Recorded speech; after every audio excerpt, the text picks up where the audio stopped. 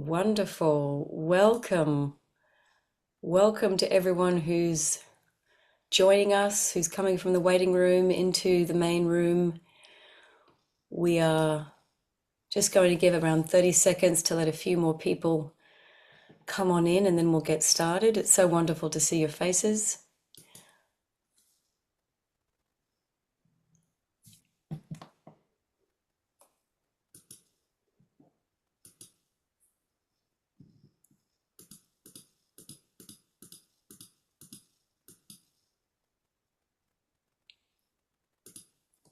Okay, and I think that we will get started, especially as we are recording.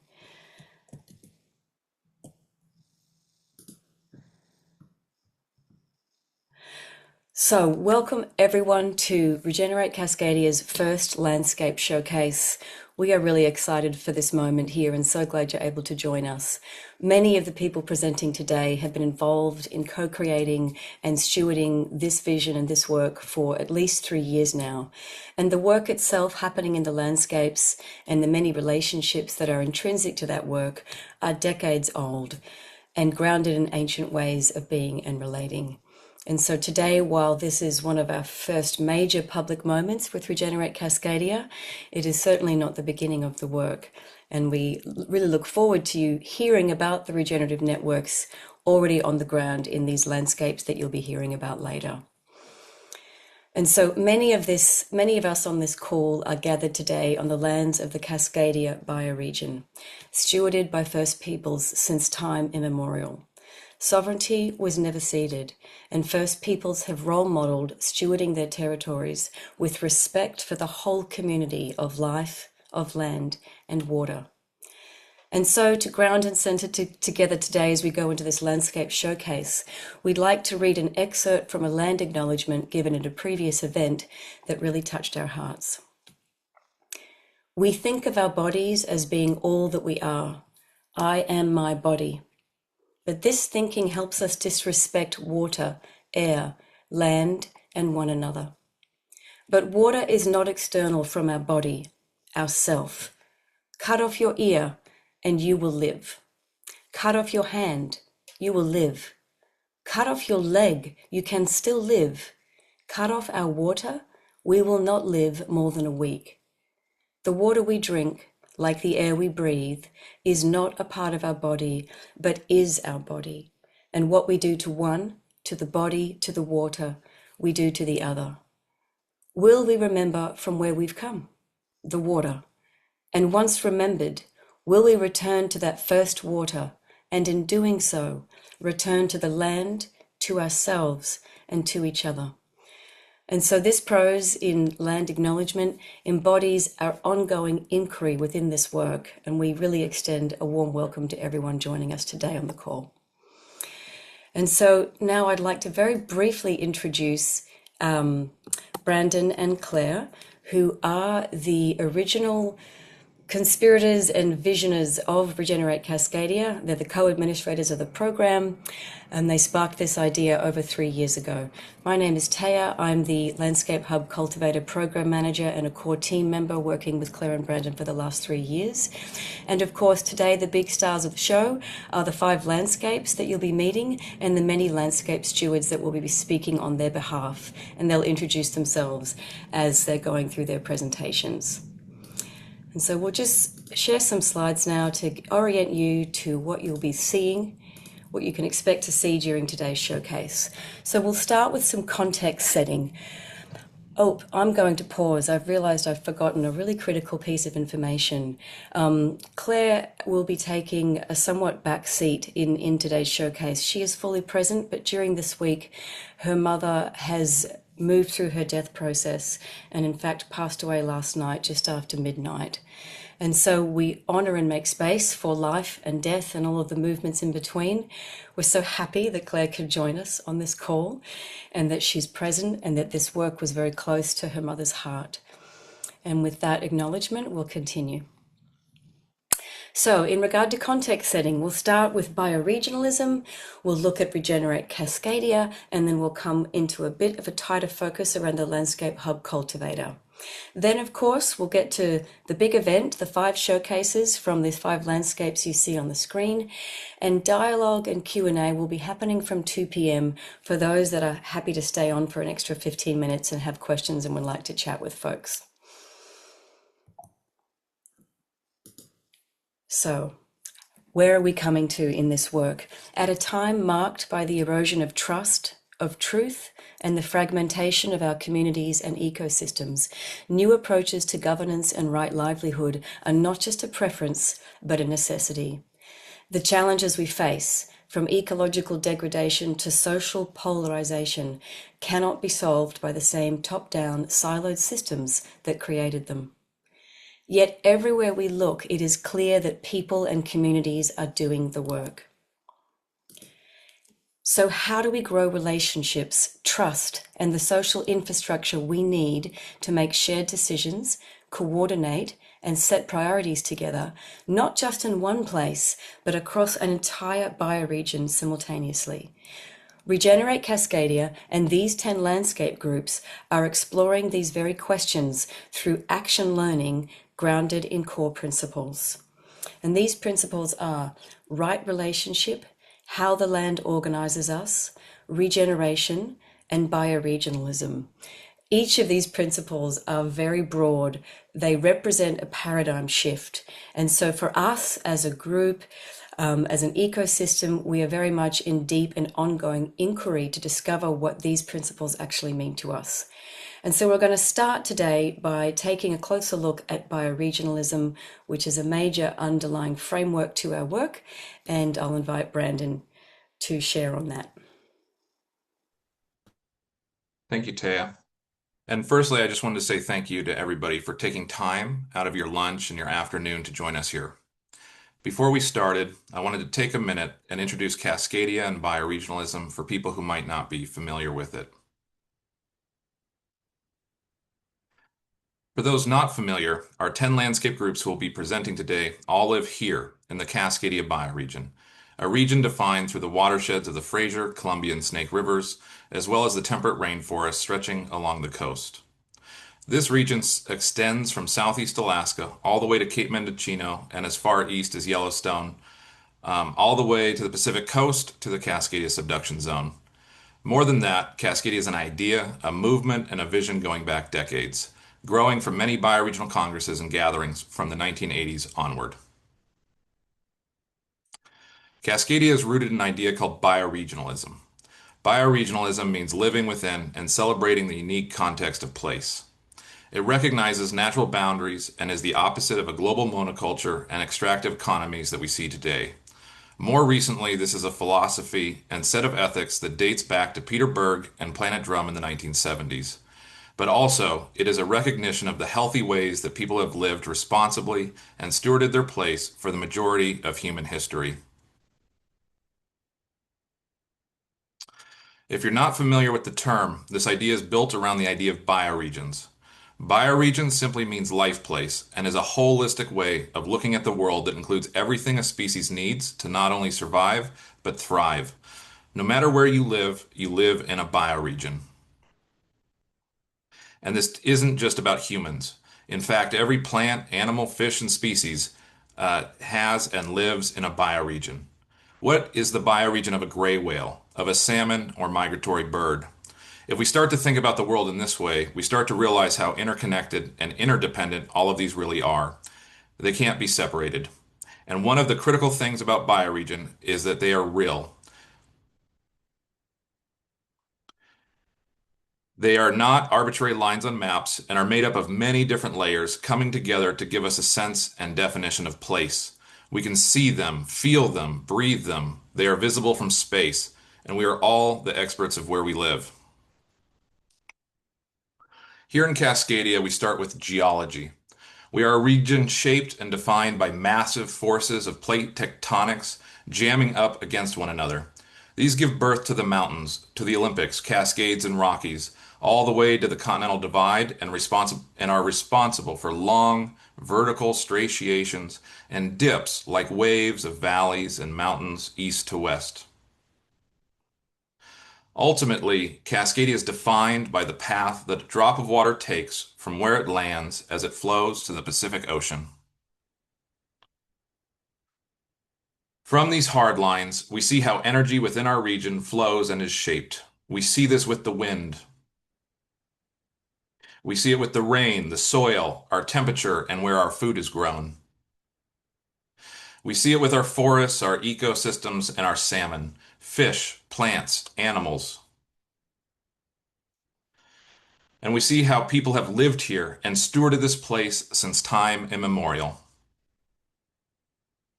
And we see it today with how people live and how people talk to each other and how people spend their money. And we see it with how people travel. And we see it in our sports, our music, our arts, our culture, our food. And we see it in where our water comes from and where our energy comes from. So, why does any of this actually matter? It matters because no matter what issue we are talking about, be it salmon, energy, food, transportation, drought, wildfire, flooding, or earthquakes, these are regional issues, and no one city, county, state, province, or country will ever be able to deal with this alone. Ultimately, nature acts on the scale of watersheds and bioregions, and if we want to be serious in solving these problems, then so must we. And thank you, and back over to you, Teo. And so enter Regenerate Cascadia, stage right. And here you can see on top of a beautiful version of the Cascadia flag, our mission statement, which is, we exist to regenerate the Cascadia bioregion and cultivate the conditions for a regenerative movement to thrive. And so in order to regenerate such a large bioregion and in perpetuity for the next 7 generations, we know it's not enough just to focus on the regeneration. We need a deeper cultural and systemic shift. And so that's why in our mission, we're also committing to a regenerative movement and a cultural change. And so the two programs that have been co-designed and launched in 2025 and 2026 for us to achieve this mission, the first one is our bioregion program, which is about the regeneration happening in landscapes and communities. This program is about forming landscape groups, such as the 10 here today, and then developing landscape hubs to undertake critical activities, such as bioregional mapping, developing portfolio-based regeneration strategies, and strengthening core capacities for deep place-based organizing over the longer term. And on the right hand, we have the BioFi program. BioFi simply means bioregional finance, how we're beginning to flow finance to bioregional endeavors as opposed to isolated or siloed projects. And in this program, we're helping to develop local, regional, and bioregional funding ecosystems to support the work that groups and hubs are prioritizing in their landscapes. And so we're going to take a little step back to look at the design challenge that Regenerate Cascadia was coming in service to. So ultimately, we knew that we needed to support and fund connected landscape outcomes across an entire bioregion, and therefore that meant that we would need to take a whole systems approach. And so 4 principles that have very much informed the work are: 1, prioritizing the central role of place-based stewardship. We know that to steward and regenerate well, we need to be close to the landscape and close to the relationships. 2, to ensure decisions are made by those closest to where they will have their effect. This is very important. These 2 principles together equal local contexts and local uniqueness, having full sovereignty and decision-making, even as we move into larger levels of coordination across ecoregions and the bioregion itself. Thirdly, to be moving at the speed of trust in order to build relational networks that can hold the integrity of the work over the longer term.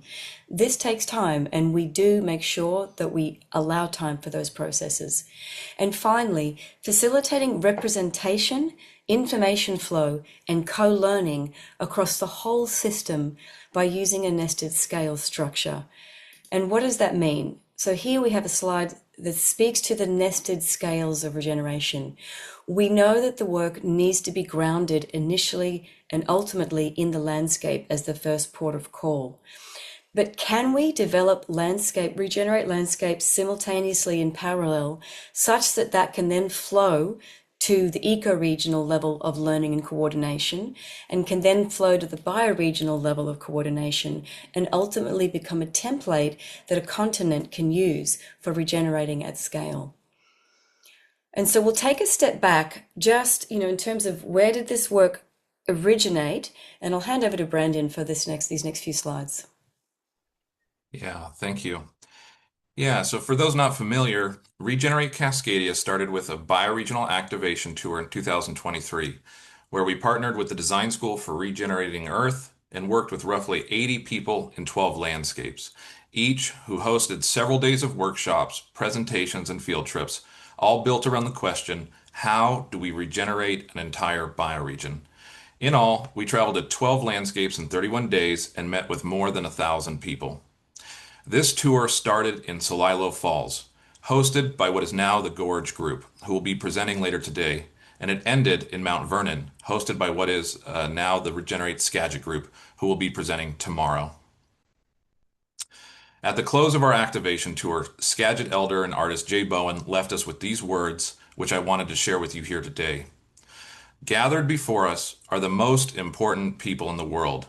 It may be a small group right now, but in a few short years, there's going to be a long line of people waiting to get involved in this very important movement that is overseeing the welfare of our communities.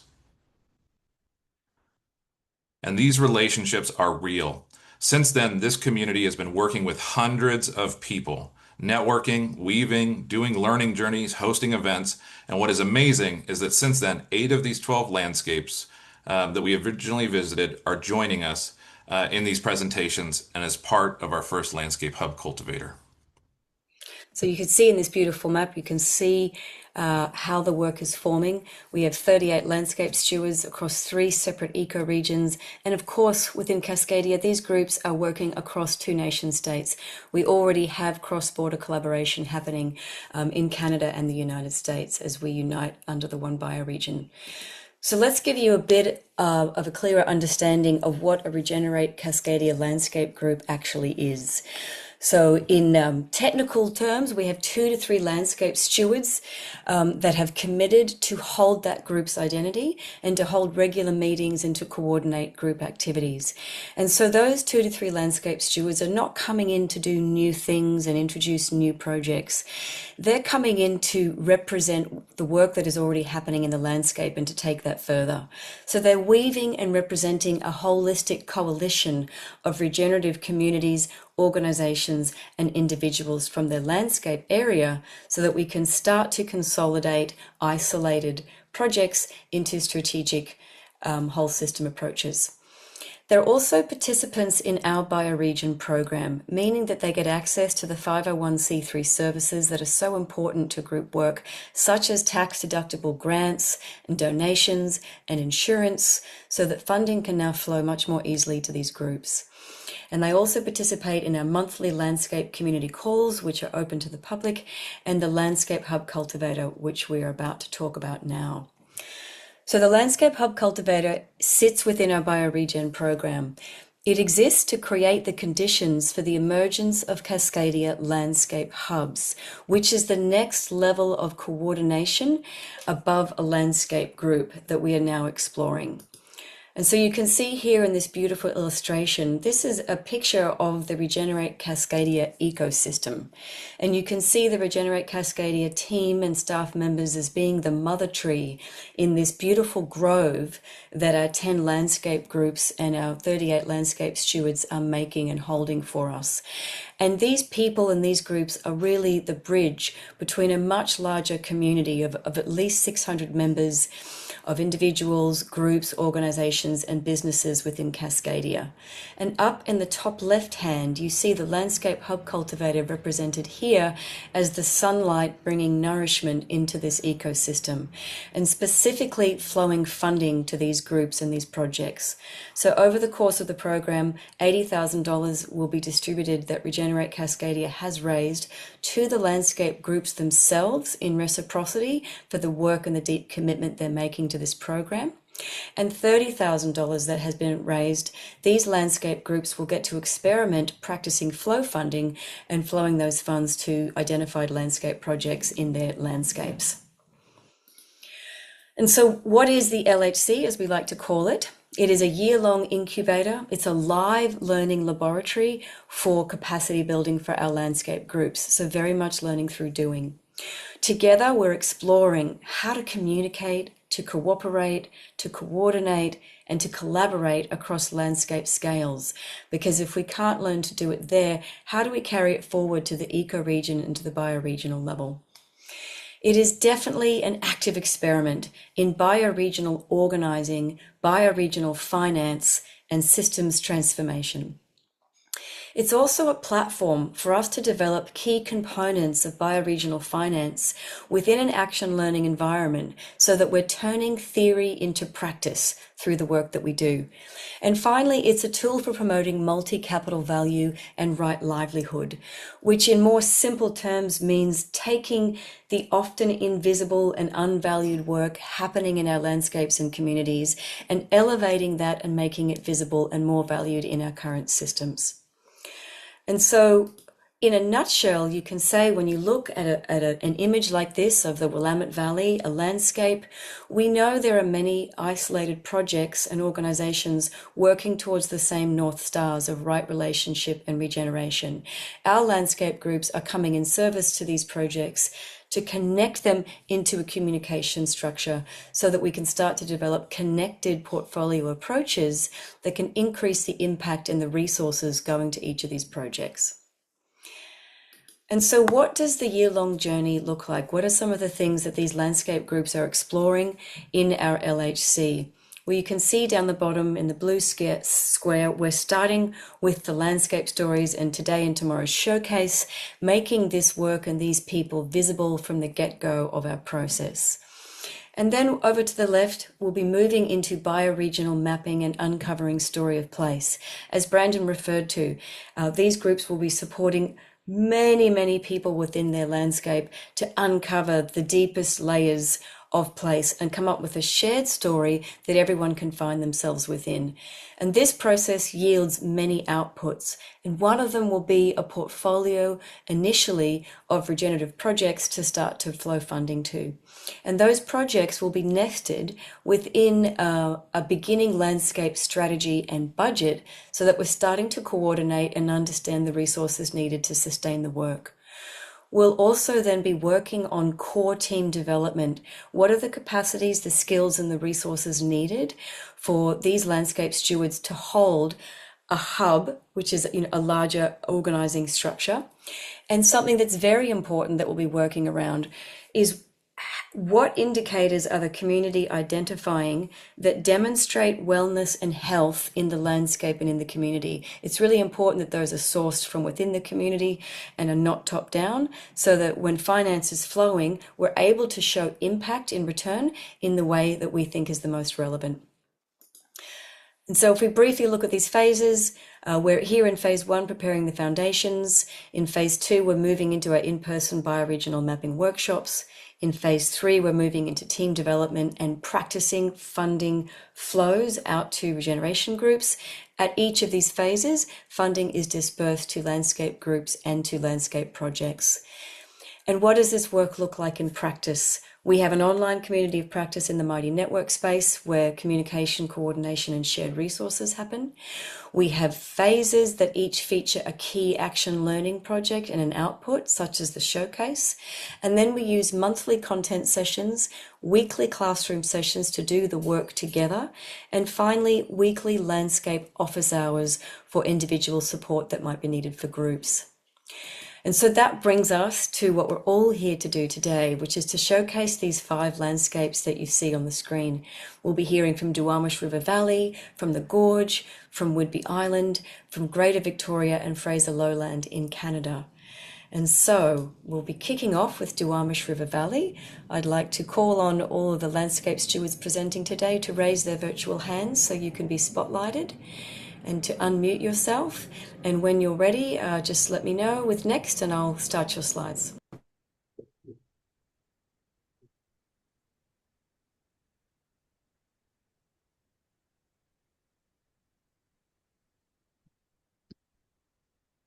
Hello, hello. Can you hear me all right? I can hear Yes. you. Okay, wonderful. Hello, everyone. We are Regenerate Duwamish, a new landscape group based in South Seattle within the Cascadia bioregion. We're really glad to be here with you all and excited to help kick off our first showcase event together. Over the next 15 minutes, we'll be sharing a little bit about this beautiful place, our current practice, and the realities shaping it, and our focus for 2026.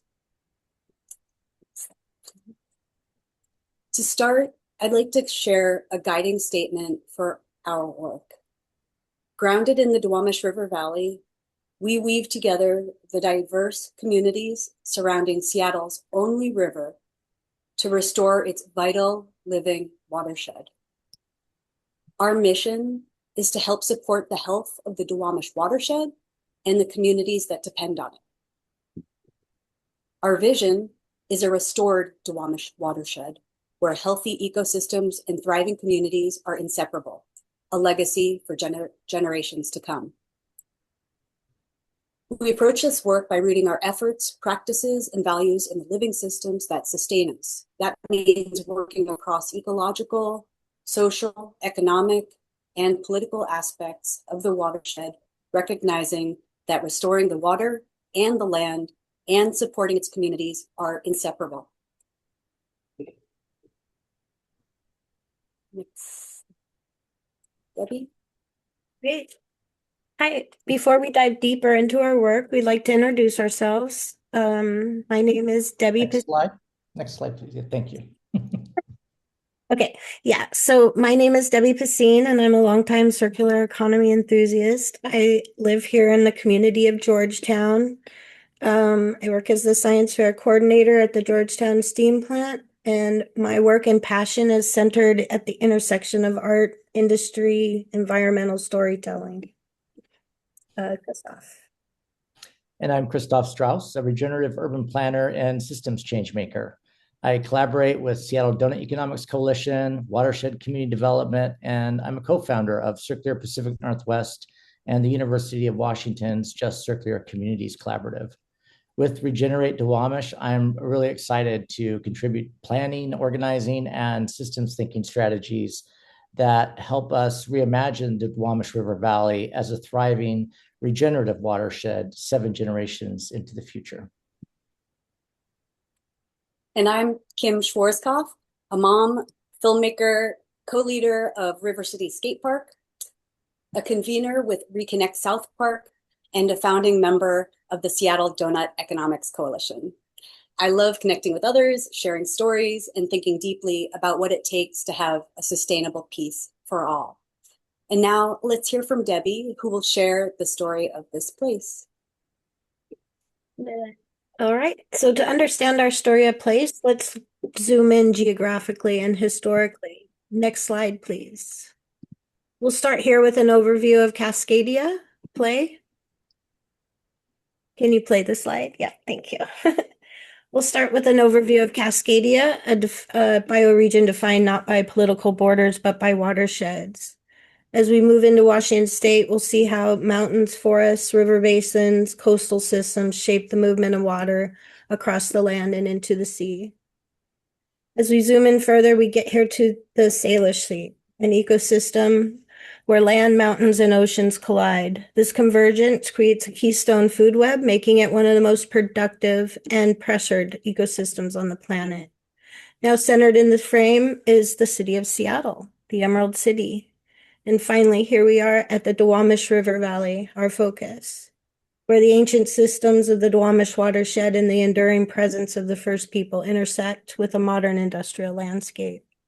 Next slide, please. To truly ground our story of place, we begin by honoring the Duwamish tribe and the Coast Salish people.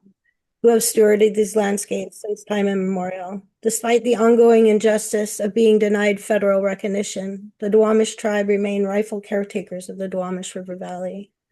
Today, they continue to lead the way in their customs of care, from restoring upland forests in the West Duwamish Greenbelt to advocating for and overseeing the health of the Duwamish River itself.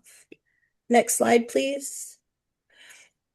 A profound shift in land use began on September 16th, 1851, when Luther Collins and the Maple family and Henry Van Assault filed the first land claims, marking the transition from a ancestral homeland of the Duwamish to the colonial settlement of American expansion. Driven by the ideologies, can you go back, please? Or I'll just stay there. Okay. Driven by the ideology, I can't even speak right, sorry about that. Driven by the ideology of manifest destiny, private property became the new norm, and the legal framework to begin dismantling Duwamish territory. Next slide, please. This Waterlines project map helps us visualize what once was the vast meandering Duwamish estuary. The hard lines represent the glacial geology that carved the valley, and the soft lines reveal what once thrived here. This map reminds us of the ancient world still exists, breathing beneath the industrial foundations of modern Seattle. Next slide, please. In 1913, the Lower Duwamish Waterway began its new era of transformation when the U.S. Army Corps of Engineers began straightening and dredging the river. Over the course of 7 years, 9 miles of meandering Duwamish River was compressed into 5-mile industrial channel we see today. This engineering project created the land that became the foundation of Seattle's maritime and manufacturing economy. In 2001, the EPA designated the Lower Duwamish Waterway a Superfund site, one of the most toxic and hazardous waste sites in the nation. This has triggered a multi-generation effort to remove over a century of industrial contamination. Next slide, please. Thanks, Debbie, for grounding us in this history and these challenges. Now let's shift to how the land itself connects ecosystems, neighborhoods, and infrastructure, and what that means for our communities today. The Duwamish River is Seattle's only river and the ecological backbone of this landscape. It flows through one of the most heavily industrialized corridors in the region, carrying the cumulative impacts of urbanization, industry, and infrastructure. Can you see the river there running from Tukwila at the top right down toward Elliott Bay and downtown Seattle? As the river system, it gets to the sea, linking forests, farmlands, industrial lands, and urban communities through a single living system. Next, please. As we zoom in, we see the Duwamish River Valley, floodplain shaped over thousands of years by the river and its seasonal flows. The surrounding hills and neighborhoods flow into this valley, concentrating people, commerce, ecosystems, and critical infrastructure, including one of the region's largest ports, into a single urban spine. Here, the land itself organizes how the city functions, how water moves, where infrastructure is built, and how communities interact or connect and interact. This complex urban landscape reveals how natural systems, economic activity, and daily life intersect, shaping where homes and businesses sit, how goods move, and how relationships form. By paying attention to these patterns, we can better understand why some choices work and others create challenges, and imagine new ways to organize housing, transportation, and community life that align with the land, opening up more connected, grounded, and possible futures. Next slide, please. You're on In the this slide. slide, oh, am I? Okay. In this slide, you can see two of Seattle's oldest neighborhoods, Georgetown and South Park, sitting there directly within, nestled along the river there. sitting directly within this north-south corridor where the river, port, rail, and road networks converge. These are neighborhoods where industrial activity and everyday life are woven together, places where people live, work, play, organize, and care for one another, alongside warehouses, highways, rail lines, and riverbanks. Because of where they're located, communities experience the impacts of flooding, pollution, and infrastructure decisions first. And because of that same place-based reality, they also hold deep local knowledge, cultural history, and strong networks of mutual support, driving grassroots leadership and collective action rooted in lived experience. Next slide, please. What connects us? Well, across this landscape, there are powerful forces that connect us. The river connects us, carrying water from the mountains through watersheds, neighborhoods, and working lands to the Salish Sea.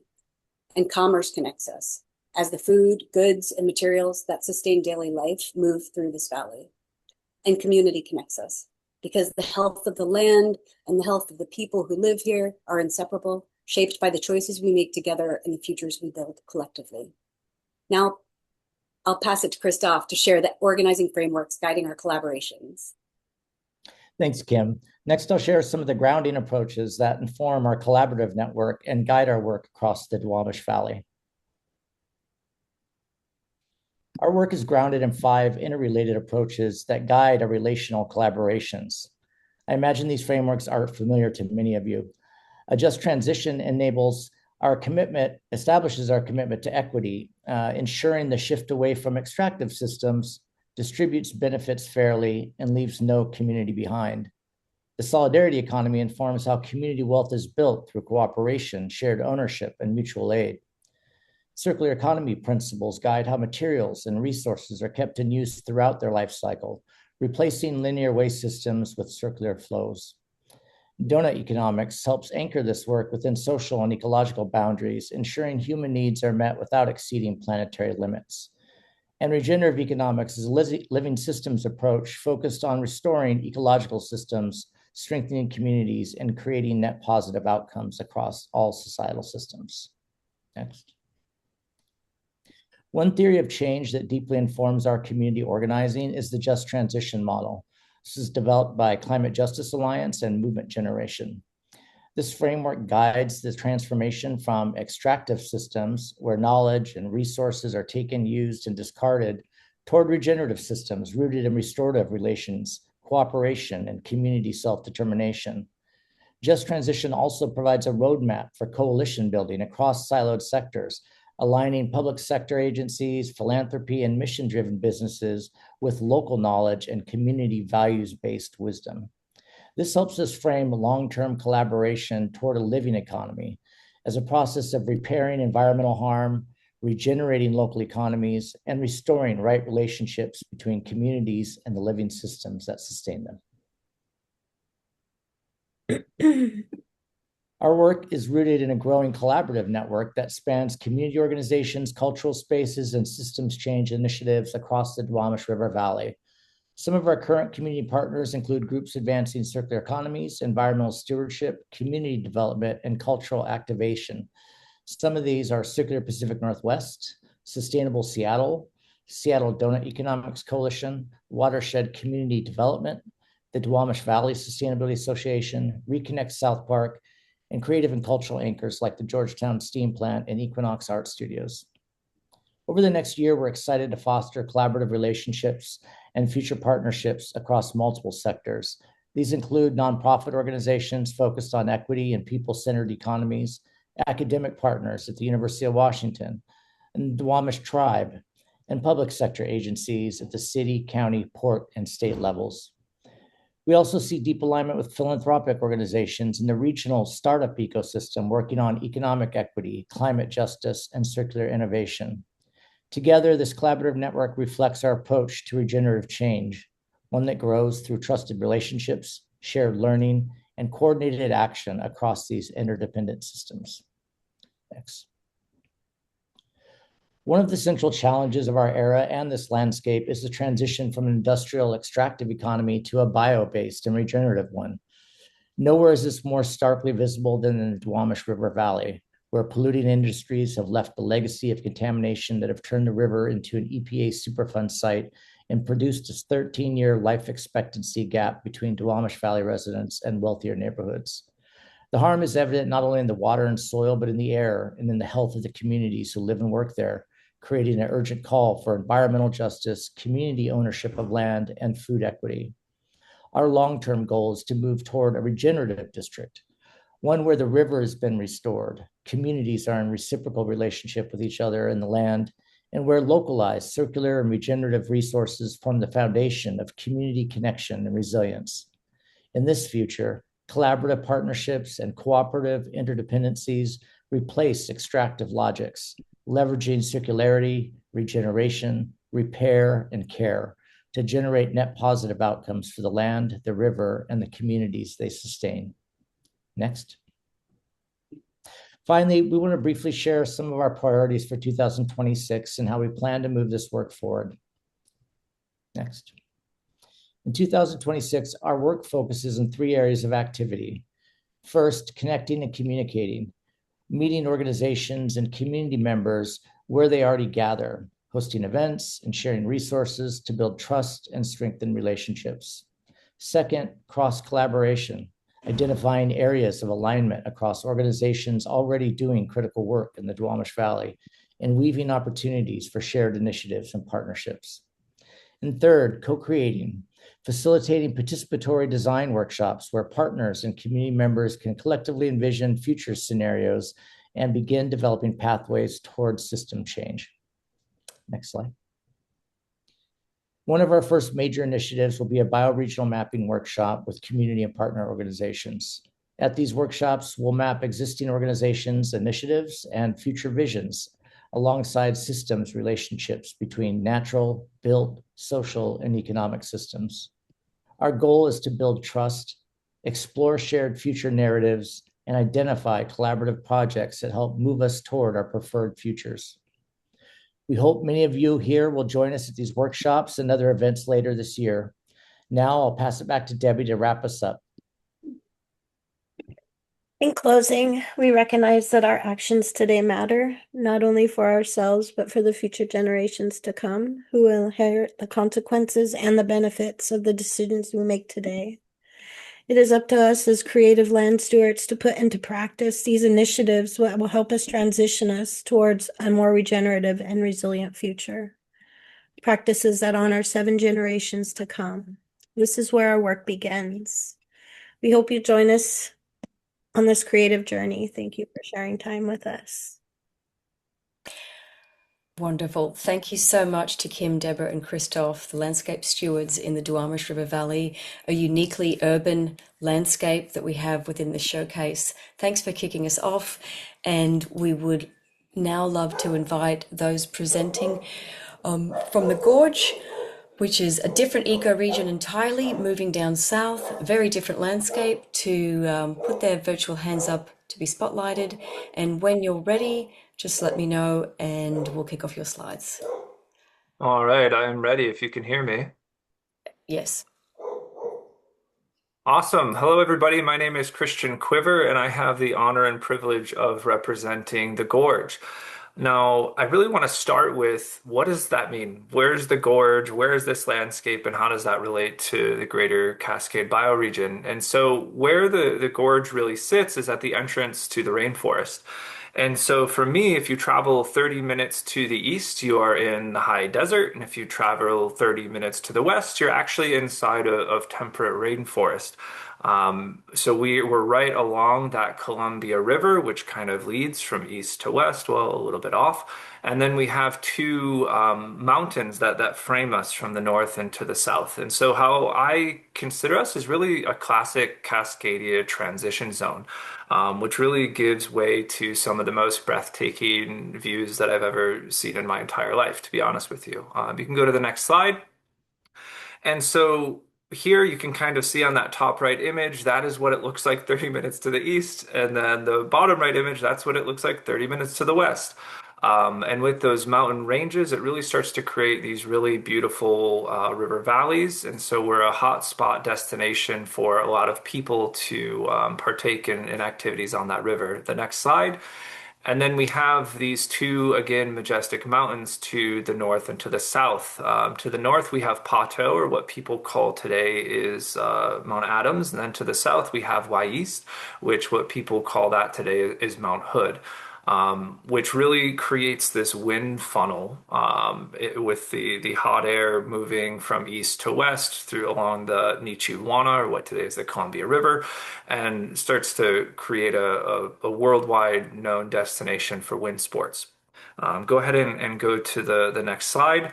And so now that you've seen some of the beautiful scenery, I wanted to give this high level view from 50,000 feet. And so as you can see to the north, again, you have Pato. To the south, you have East. And where we consider the gorge is if you kind of take this 120-degree funnel, if you will, from each of those mountains until they kind of connect and reach. And so some key points that are important for today's story and for what you should know about the gorge is that if you look all the way to the east or to the west, you'll see that the Columbia River has a dam there, the Bonneville Dam. And then if you stretch all the way to the east, you'll see the Dalles Dam there. But you'll also see a couple other things. One of those markers is the marker of Celilo Falls and what has been known as an economic hub or great trading mart for the past 10,000 years. Now, that Dalles Dam has sunk Celilo Falls, and so you can no longer go and view this, and that economic hub is not currently being in use right now. Another piece that I'd love for you to look at is right in the center there where you see that there has been a dam removed, and then you'll see a notation for a bioregional learning center. So I want you to think about that as I go into some of this storytelling, just so you can kind of presence yourself. And where I'm sitting today is literally at the center of this map in white salmon, which is right under where that dam removal, and to just get an idea of how our landscape informs us and our story. Go to the next slide. So what are we doing here though? Like what is this group? I first wanted to talk about that a little bit. So Regenerate the Gorge is really focused on how do we build regenerative economies that like weave people back with being a person of place. So a person of place within that landscape first, and then a person of place obviously as it grows out into the ecoregion and the bioregion. And really our vision is simple. Our vision is that we build these healthy, sustaining environments with healthy and thriving communities that help bring us into an age of health and prosperity for the next 7 generations to come. And how we view it is nature is really that foundation for our prosperity. You can go to the next slide. And so now that you understand a little bit about our landscape, I'd love to dive a little bit more into how we're connecting to the story that the land has already been telling. And where is our place in that? You can go to the next slide. And so where I would love to start is actually with Celilo Falls. Again, it is no surprise to me that on this regeneration tour, the gorge was the first place that Regenerate Cascadia stopped. That praying at these waters was one of the first activities that took place. Because if you look at what bioregional finance is, Celilo Falls, what is that? It is this great trading market. It is this great economic hub for over 10,000 years until that dam was built. You can go to the next slide. And so I just wanted to call that out and really acknowledge the folks at Regenerate Cascadia, because this is before I even know who you were, that it all started with that prayer. It started with acknowledging our relatives, and it really started with how do we co-create this future together. You can go to the next slide. Before that, I do want to mention that, there are many languages that are spoken in this area, from Sahaptin to Chinook to there's languages from all over. Being that economic hub, there were actually visitors from the Lakota tribe, from the plains, and from many others that actually came in from coastal and all over. So I want you to remember that piece. The second piece is actually the removal of the Condit Dam. And the reason why this is so pivotal to our story of place is this dam was right on the White Salmon River. There are over 90,000 dams in the United States, and the Condit Dam was the first major dam to be removed, like period. After that, it went to the Elwha and many others to follow. And I actually didn't know that before this landscape kind of drew me in to live here. And so as you can go to the next slide. Um, we people in our group and inside of this landscape were able to work with the Yakima tribe and the people here in that celebration, and it actually laid the foundation for where kind of our story starts to take place as a landscape group. You can go to the next slide, which is really I'll move into that in a second. I'm sorry, I forgot about this piece is our group and what we do and where some of our first meetings, and I'll tell you about our team in a minute, we're actually at this White Salmon River. It's at this river that has been undammed. It's at this river that is flowing freely and full of energy. And we listen. We're listening to the landscape because the landscape is informing the story. This story has already been here, and we are but doing the will of our landscape. And that's where I feel like we can really tap into the potential of bioregionalism. And so I wrote this quick poem to kind of share how we view things and how we're doing it. Let her speak. The river creates the life that we long, that we seek. Listen to her stories, longing to take root deep within your feet. Walk free, my child. Take heed and know that we may weep, we may pray, and we may sleep, waiting for the day that she speaks.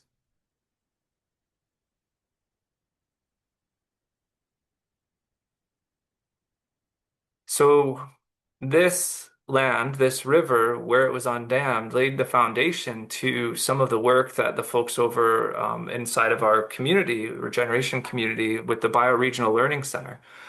And that Bioregional Learning Center it is there now and continues to grow and is one of our primary focuses. And what they're doing is positioning themselves as education and a learning area for what do you do after dam removals, what do you do for social forestry, and also helping be kind of a hub for building out circular economies. You can go to the next page. That's just an image of the Otland Center. That's where a lot of the activities, and it's like a community workshop. You can go to the next page. Um, and here is just a little bit more of the information on what we're doing at the Otland Bioregional Learning Center.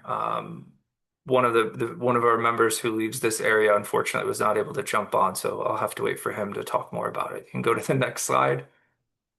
And now I really wanted to talk about, I called these the initiators because we understand that while our core group we're just at the beginning, is there are so many people out here who want to be doing this work, and we're here to help understand how everyone can plug in. You can go to the next slide.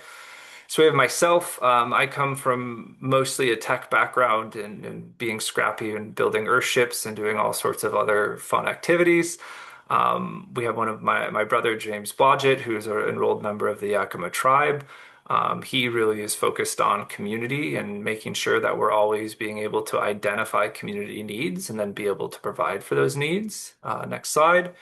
We have Christina Bowen, who is a very well-known knowledge ecologist in the area, and her specialty is really knowing how to connect, basically like creating the network of networks and understanding how do we actually build these multi-scalar systems so that anybody can enter at any point, at any scale.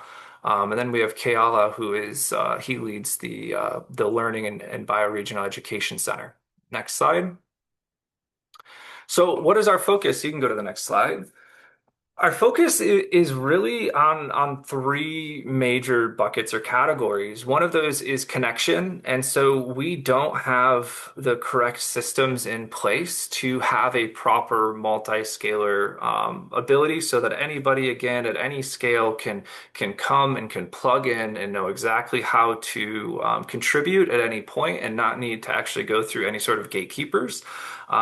We have a very high focus of how do we do that? How do we actually make this grow and scale on its own and naturally, just as nature does?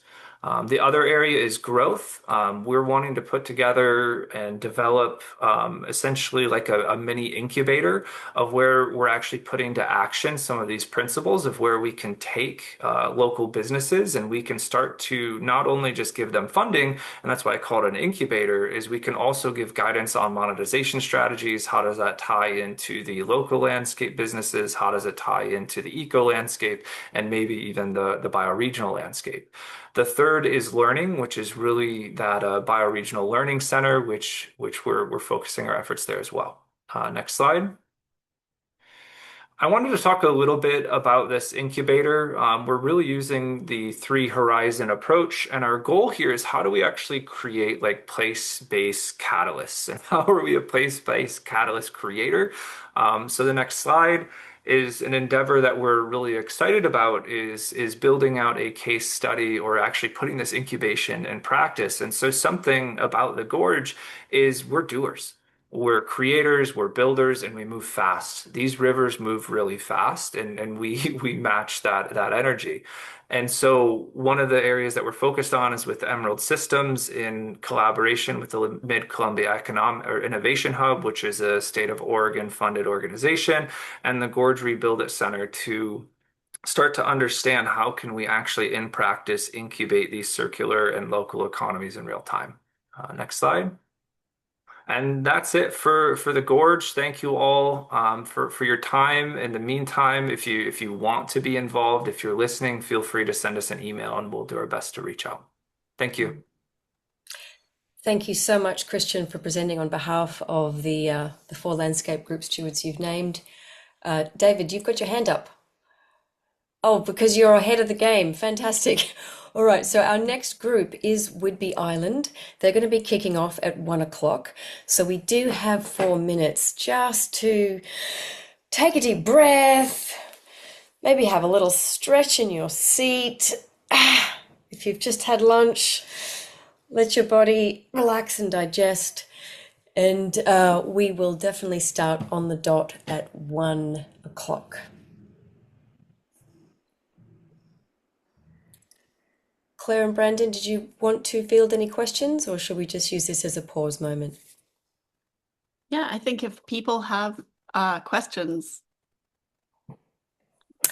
So we've got a couple of minutes. So if there's questions for Christian about the gorge, if there's questions for the team from Duwamish River Valley, or questions just generally about Regenerate Cascadia and the Hub Cultivator, we can squeeze 1 or 2 of those in now. And so the process would be to raise your virtual hand, or to pop something in the chat. Claire, could you monitor the chat?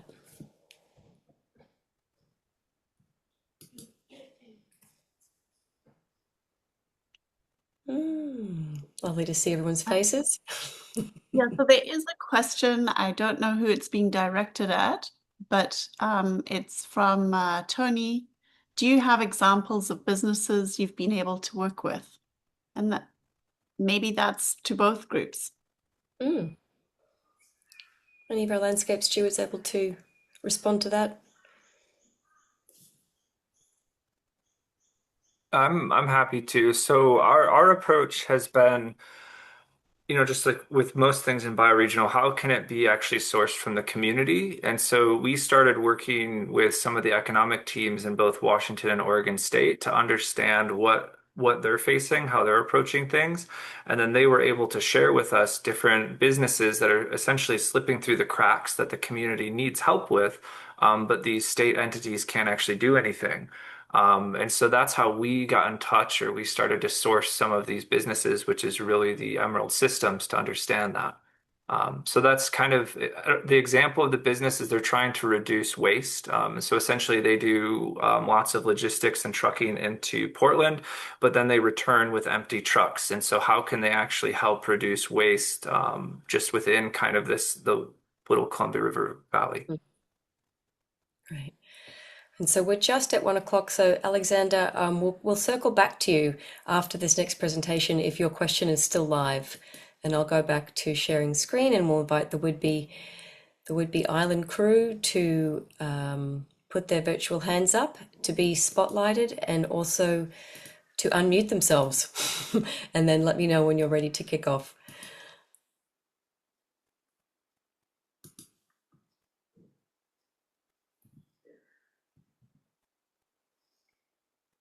Okay. I'm ready. I'm ready. And greetings to Well, everybody.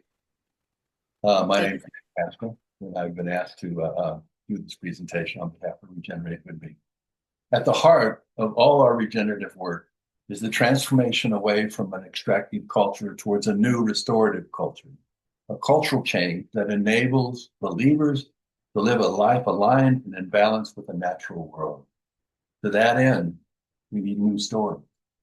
And what follows is Regenerating Whidbey's new origin story created just for today's workshop.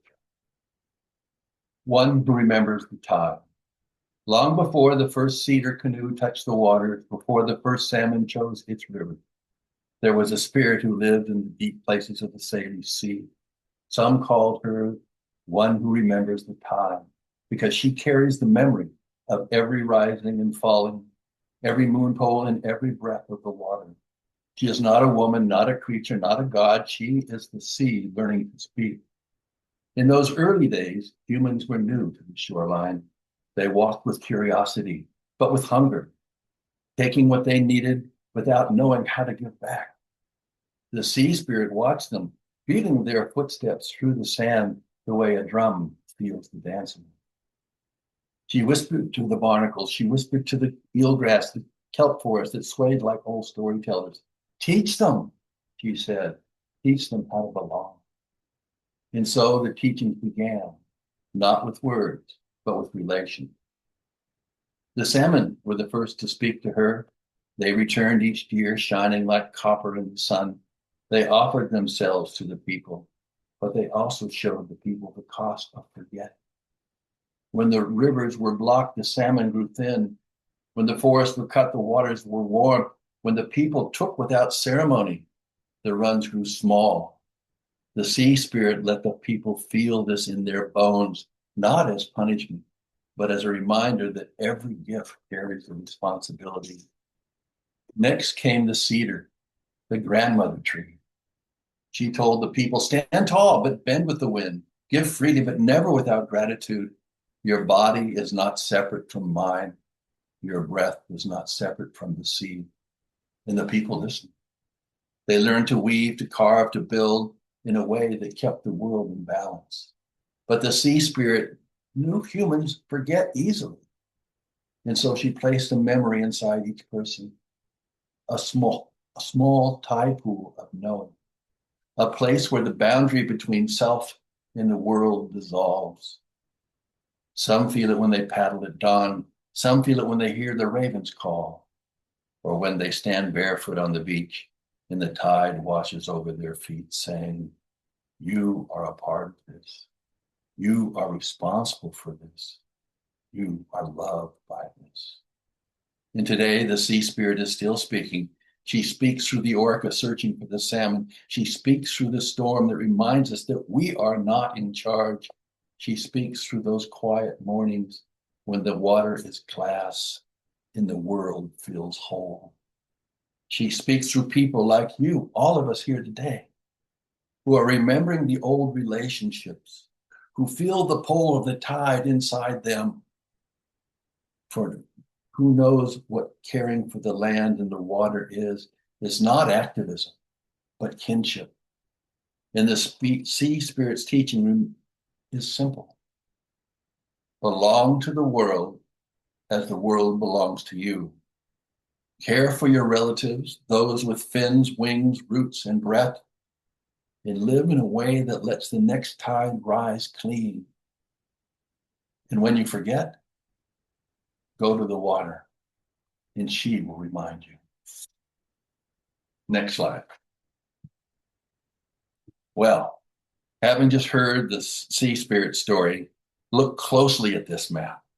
Whidbey Island is at the confluence of three mighty rivers to the east, in the Straits of Juan de Fuca in the Pacific on our western side. We are surrounded by the breath of the water that the sea spirit carries in her memory. The story we just shared isn't a tale.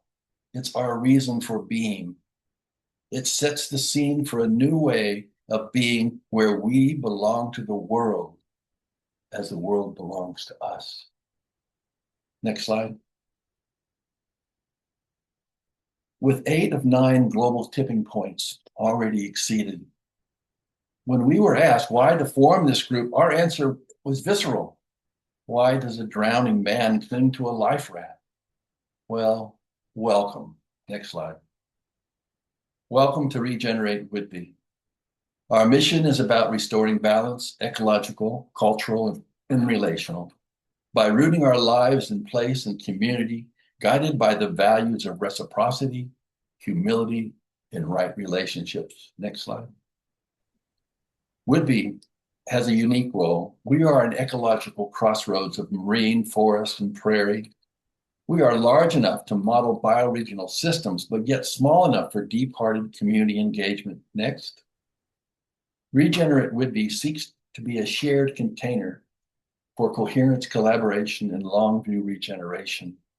We aren't here to replace what exists, but to provide the context that allows our whole community to belong to the world as the world belongs to us.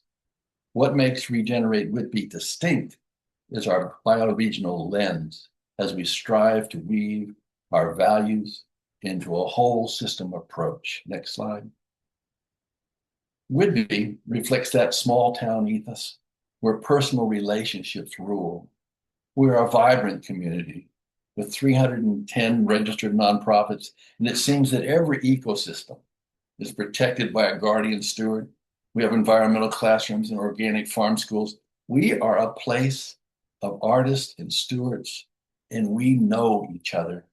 Nevertheless, next slide. We face a real north-south cultural divide. However, the turbulence we see across the nation isn't just a distant storm. There is a local reflection of what happens when humans forget. The pressure pulling in America are the same currents swirling through our neighborhoods, reminding us that when the world loses its balance, the runs grow small in our own backyards. Next slide. Alarm bells are ringing across the island. We are also facing a slow motion multi-car pileup of governmental dysfunction. For those of us working with the land and the sea, it is a precarious time. Federal and state austerity measures are pushing fragile local organizations to the brink. All the while, our minds can't stop thinking about Renee Good and Alex Preddy. Climate change for this island is not a theoretical future threat. Beach homes and foreshores are going underwater. Our sand cliffs are collapsing. And before you is the West Beach after a storm and a king tide. Next slide.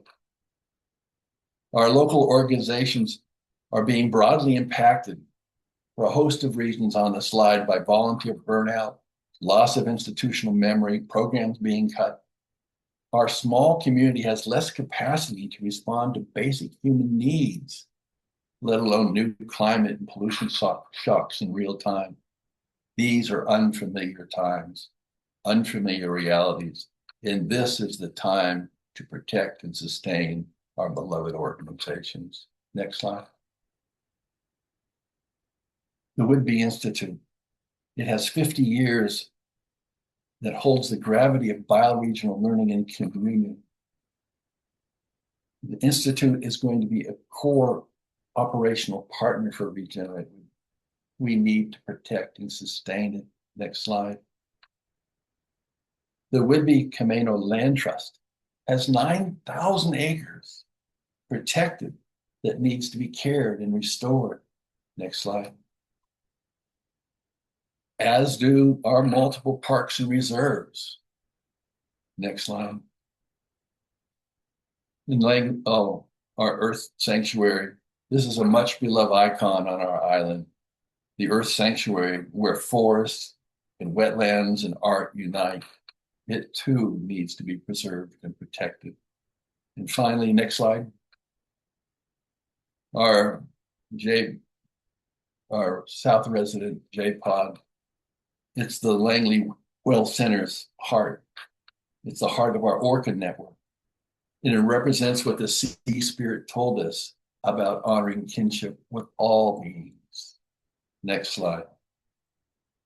The community's ecosystem of organizations and those who serve them are now realizing what was will never be again. And this is only a partial list of the stewards that are stewarding Whidbey's commons together. There are housing groups and food banks. The list goes on and on. And these are not just line item budgets. They are our relatives, those with two legs, with fins, with wings, with roots, with breath.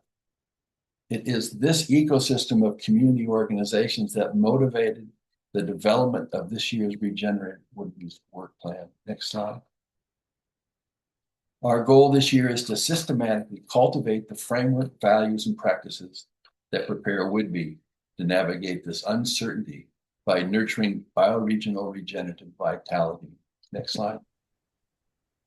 It all starts off with listening circles, or as our Regenerate Whidbey steward, John Rammer, likes to call them, pools of wisdom. Working in partnership with community weaving organizations, we will convene a series of workshops to explore urgent needs and potential synergies. This is just really about introducing people to this new way of being, building resistance at a watershed scale. Next slide. Next comes our community mapping. As a community, we will map shared places to name shared priorities. By doing this together, we clarify our purpose and we reflect on the land and water that holds us. Next. And finally, but most importantly, we'll be launching our community flow funding program. We will set in place a process that offers trust-based grants flowing from us, through us, to the projects our island most needs. As you can read, there are several steps to make this plan a reality, but in the end, we hope it will be grassroots philanthropy at its very best. Next. We have sustaining work that we've been doing already. Next. It needs to be noted that the majority of our regenerated Whidbey stewards are core members of the Whidbey Climate Action. And we will continue to multitask in delivering our monthly Island Conversation series, our Climate Fund, which is also known as our BioFi facility. We've got our own. We love it. And probably the most important project we're working on is the South Whidbey Prepares program, where we are partnering with the local fire department to go street by street, neighborhood by neighborhood, getting our community prepared for what's coming next. Next. Water is dear to Whidbey. We have a sole source aquifer with a limited amount of resource, and our dear steward, Perry Lovelace, has been leading this for years. And Perry aims to facilitate a process to protect the island's aquifer by exploring options for managing and sustaining our precious water resource. Next. And this next output is near and dear to my heart, for there are many existing community organizations working on a decentralized compost program, because currently Whidbey Island sells the vast majority of its food waste 400 miles away to be landfilled on the Columbia River. So we want to keep it here. We can then live the value of reciprocity, feeding the land so it can in turn feed us. Next. Now our Stewardship Council embodies the relational way of living. We have a retired executive, sage of the whole earth system, my dear friend Tom Buxton, who's here today with us, a musician, master movement strategist, and global visionary, John Rammer, and Perry Lovelace, who met earlier. He's our resident water guardian. Next. Becky Porter. She was raised here on Whidbey, and she is one who seeks to preserve the natural environment of this island. And Becky is a member of the Snohomish Tribal Council. Beside her, you'll see Kiki Laporta, whose matriarchal instincts motivate her environmental work. She is a master communicator who makes the complex easy to understand. And then you have yours truly, David Haskell. I'm an ecotopian who was happiest when admiring my summer garden in full bloom. Next.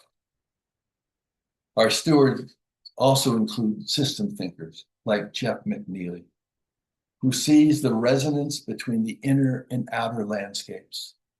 Jeff reminds us that regeneration happens simultaneously at the scale of the body, the community, and the land.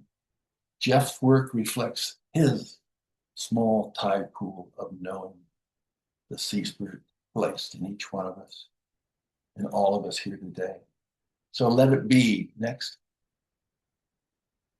Let it be an invitation to feel the tide pool within you and act from that place of deep connection, guided by the sea spirit's words. You are a part of this. You are responsible for this. You are loved by this. This caring for Whidbey is not activism, it is kinship. We invite you to join us in this work to ensure that the next tide and the next 7 generations rises clean. Thank you. Thank you so much, David, on behalf of all the landscape stewards operating in Whidbey Island. So we have heard from 3 of our landscapes, all very different, all located in the United States. And at 1:20, we'll be hearing from Greater Victoria, across the border in Canada, followed by Fraser Lowland, also across the border. And so now we do have around 4 minutes. Feel free to take a break, stretch your legs, get some water, and also feel free to ask a few questions by raising your virtual hand. I wanted to circle back to Alexander and Don, who did have their hands up right before we started the next presentation, to see if your questions are still live. Otherwise, anyone else can also jump in.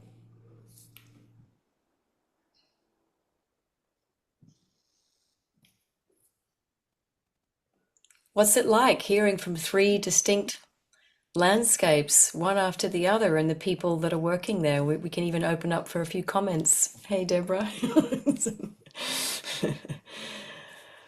And Claire, if you've been monitoring the chat, if there's anything in the chat specifically that we could speak to, you can bring that into. Yeah, one of the things, there was a question that was asked about getting in touch with any of the groups. Great And question. there's in the chat is the link to the Regenerate Cascadia website, where each of the groups has a page and a presence where they have their vision, mission, but events and any updates where they can put on to that. So that's a really good way to start. That. Wonderful.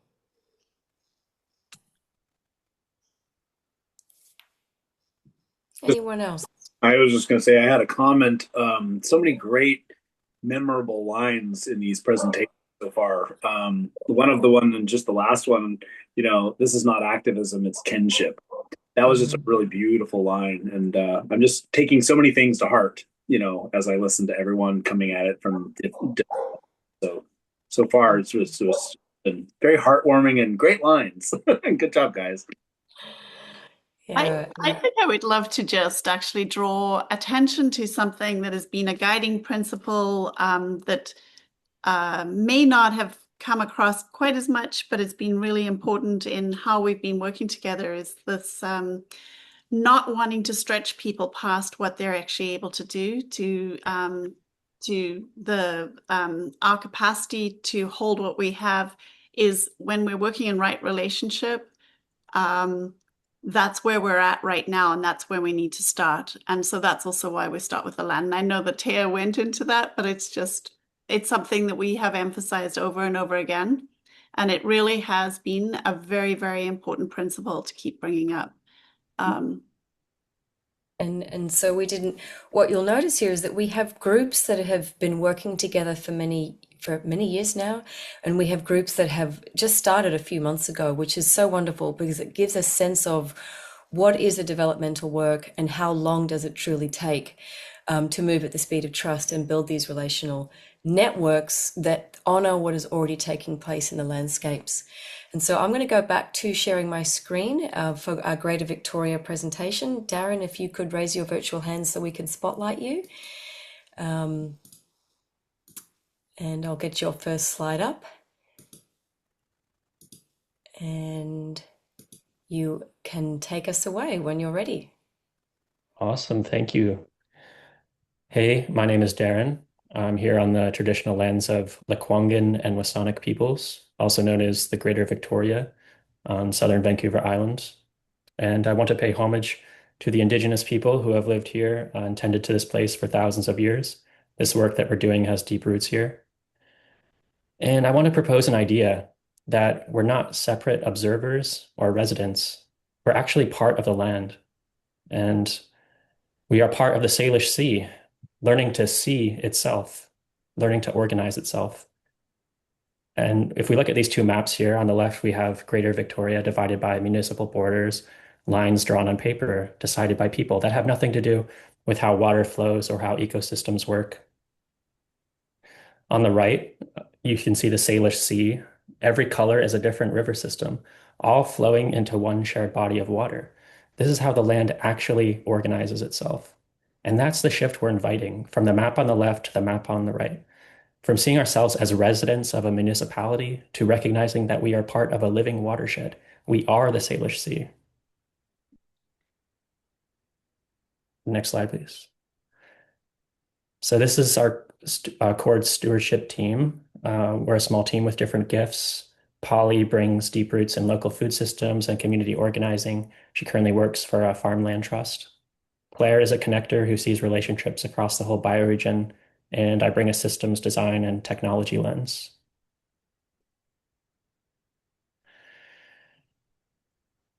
When I first moved here, I was really captivated by the shift in energy that I felt just like stepping foot on the land here. And this is something that Claire also mentioned as well, just the peacefulness and the beauty of this place.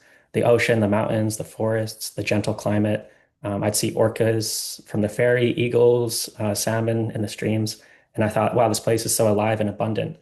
And then over time, I started learning, the herring that used to turn the water white, the salmon so thick you could walk across their backs, the old growth forest that dominated the coast from here to California.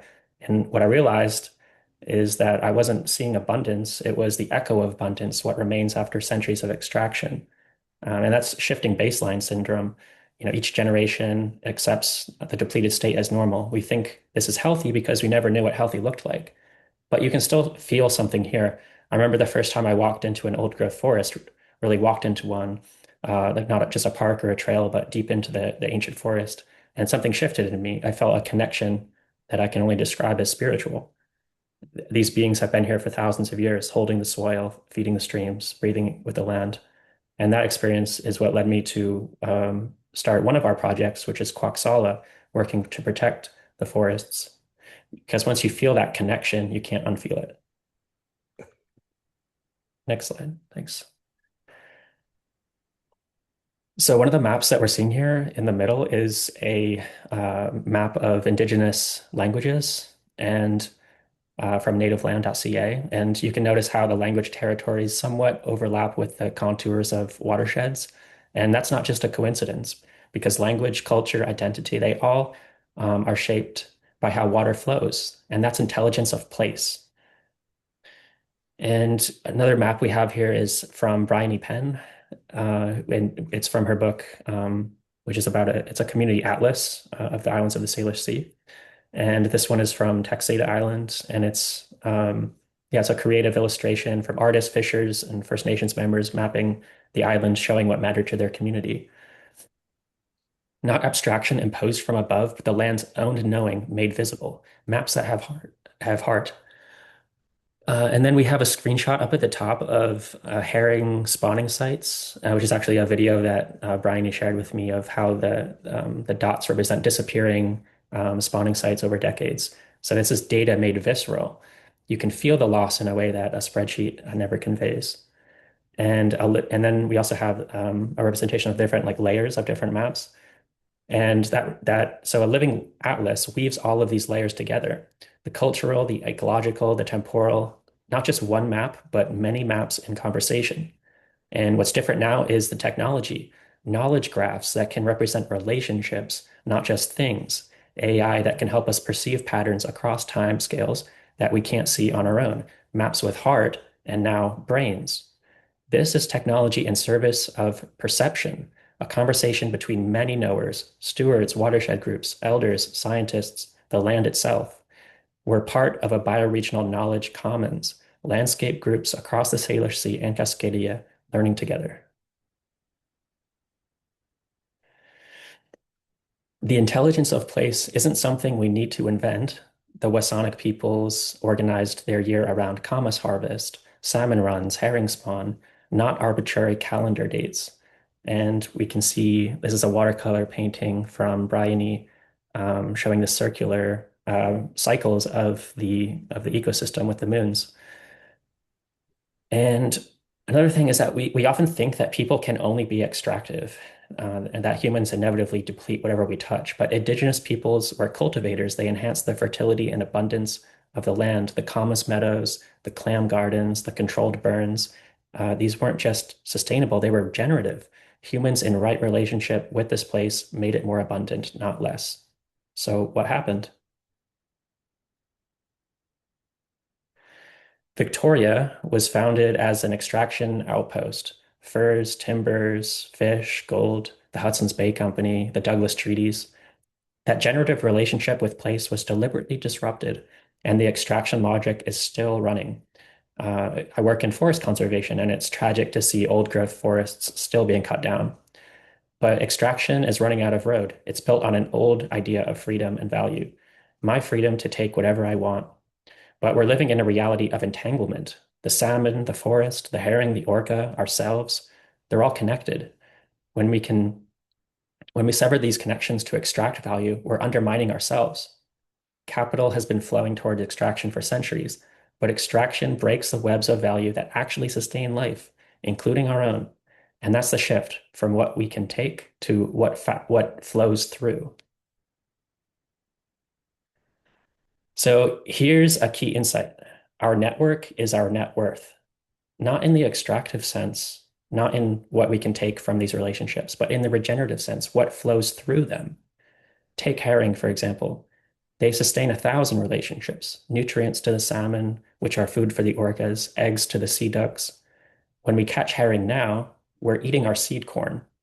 When we invest in the herring, letting them multiply, we're investing in salmon and orcas in the whole web. The orcas, which are like the mascots of the Salish Sea, are endangered. They eat salmon. The salmon eat herring. Local herring populations around Victoria have disappeared. The Gorge Waterway, Esquimalt Harbor, the Southern Gulf Islands. What remains is concentrated around Hornby and Denman Islands. And there's still a commercial herring fishery. It's kind of crazy. But here's where it gets interesting. Capital naturally flows towards value. It's like water. Right now, it's misdirected toward extraction, but we can redirect it. Quaxala, one of our companies that I mentioned, protects old growth forests in BC by buying out logging licenses and retiring them. We account for the forests as living ecosystems, not just as timber. The gap between extractive value and relational value, that's real profit. That's a paradigm shift. And the same thinking applies to other domains like herring. Some analyses suggest that not catching herring generates more value than catching them. And the salmon population would multiply, the orcas would thrive, and there'd be more herring to eat next year too. The value benefits humans through relationship instead of extraction. And this is BioFi, bioregional financing with a wide boundary lens. This is a contributory value regime. Value grows through contribution to the commons, not extraction. Our network is our net worth. The same principle that applies to the herring and the salmon also applies to us. What you're looking at is about 40 people and organizations that we're already in relationship with, watershed groups, First Nations, learning centers, artists, technologists. Many of you in this room, I can see you on this map. There's just an incredible amount of amazing work already happening here. A big part of what we're doing is the weaving, the connecting, the mapping, identifying who's already here, who's already doing incredible work. How can we connect them to the resources that would help them? The living atlas we're building makes these connections visible and queryable, not surveillance, service. helping us find each other, coordinate, and flow resources where they're needed. Maps and graphs make connections visible, but visibility isn't the same as feeling. And we didn't evolve as purely rational beings. Love, beauty, grief, these aren't decorations on top of reasoning. They're how meaning and action actually arise. When we count the herring, um, we can do that, and it's very helpful, but counting isn't the same as knowing. And Bryony was telling me just yesterday about listening to the herring feeding at dawn. And they rise to the surface in the quiet early morning, and you can actually hear them. They have this daily rhythm rising from the deep to the surface and back, and then this cycle around the Salish Sea where they drop off their young ones at ancestral bays like a school bus. And these rhythms are happening all around us, but we've become deaf to them. And that's the idea behind data poetics, not opposing data, but translating it into forms that can be felt. The same data that fills a spreadsheet when you watch those spawning sites vanish as red dots disappearing over decades suddenly lands in the body. You don't understand the decline, you grieve it and feel it. The Salish Sea Dreaming Project, which I'm working on with Bryony and other collaborators like Move 37XR for the Salt Spring Art Show this spring, sits precisely in this terrain. We're using projection mapping, immersive media, and real-time ecological data to make these invisible rhythms visible, not just to the mind, but to the body. Can we dream these species back into existence? This isn't an escape from rigor, it's an expansion of it. The art isn't entertainment, it's the bioregion developing new organs of perception. I want to pause here before we get to the practical stuff and emphasize that there's an explosion of sovereignties in a bioregion. Many agents, many ways of knowing. The salmon reads the watershed through chemistry and current. The cedar trees read it through root and rain. The community reads it through memory and relationship. And every agent is also a multitude. We're not one thing. We're symphonies of micros, of ancestors, of relationships. When knowing is partial at every scale, the posture changes: doubt, tentativeness, tenderness, and care. These tools aren't trying to create one view. They're helping the bioregion perceive itself through many eyes, yours included. And that's what we're inviting you in. That's the heart of it. We're not trying to build something from scratch. We're trying to make visible what's already here: the network, the relationship, the flows of care. The living atlas is a map of the invisible connections that already sustain this place. We want to meet you where you are. Skimmers, stay in the loop. Swimmers, come to a gathering, share your story in an interview, join a workshop, experience the art. And deep divers, join a workshop and help build. The story of place interviews are how we're weaving the meta story of this bioregion. Oral histories from elders, practitioners, and anyone with a thread to contribute. Your story is part of the land's story. Each level isn't just participation, it expands agency. When the network grows, we gain collective capacity to sense, coordinate, and redirect resources toward relational value. We move at the speed of trust, working in the open, transparent, but with membranes. We're not alone in this. 6 groups around the Salish Sea, 10 across Cascadia, all learning together. The Salish Sea sits right at the border between the US and Canada, a great opportunity to exemplify the practice of bioregionalism.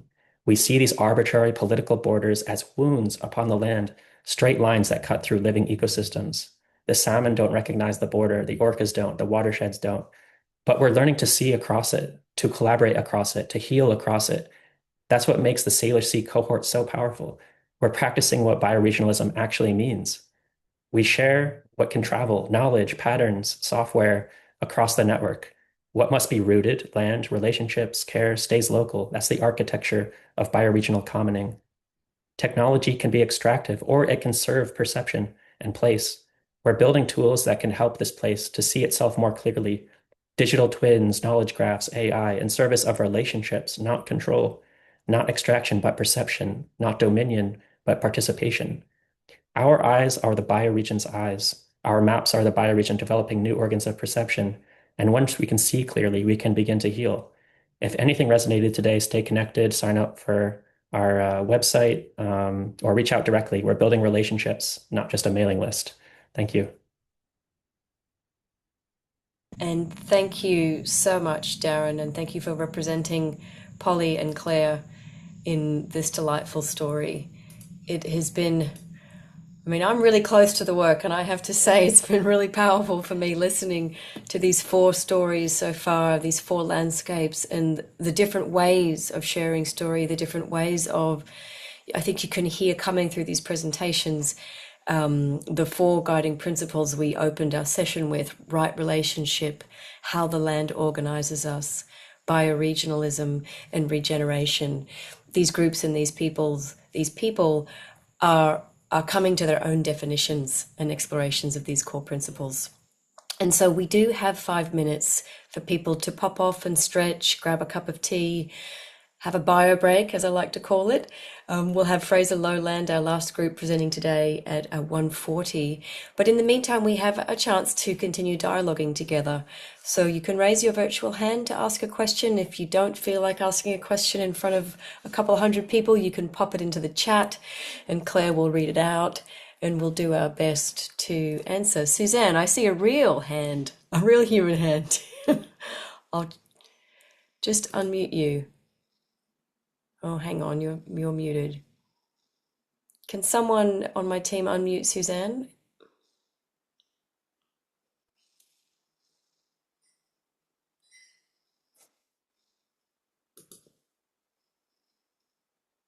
Okay, I'm asking you to unmute, Susan. There might be a prompt coming up on your screen. Thank There you. you go. Excellent. This is a question for Darren in Victoria. If Darren is still there. Yes, he is. Darren, I loved your poetic language and some visualization that brought in some quantum physics concepts, entanglement, and so forth. And it's a lovely way to embrace the ecosystem in terms of our connectedness to it. I hadn't thought of, but now I really am thinking about the idea of how love informs and data poetics. I don't have a question. Can you possibly say something more about that? I just loved it. So.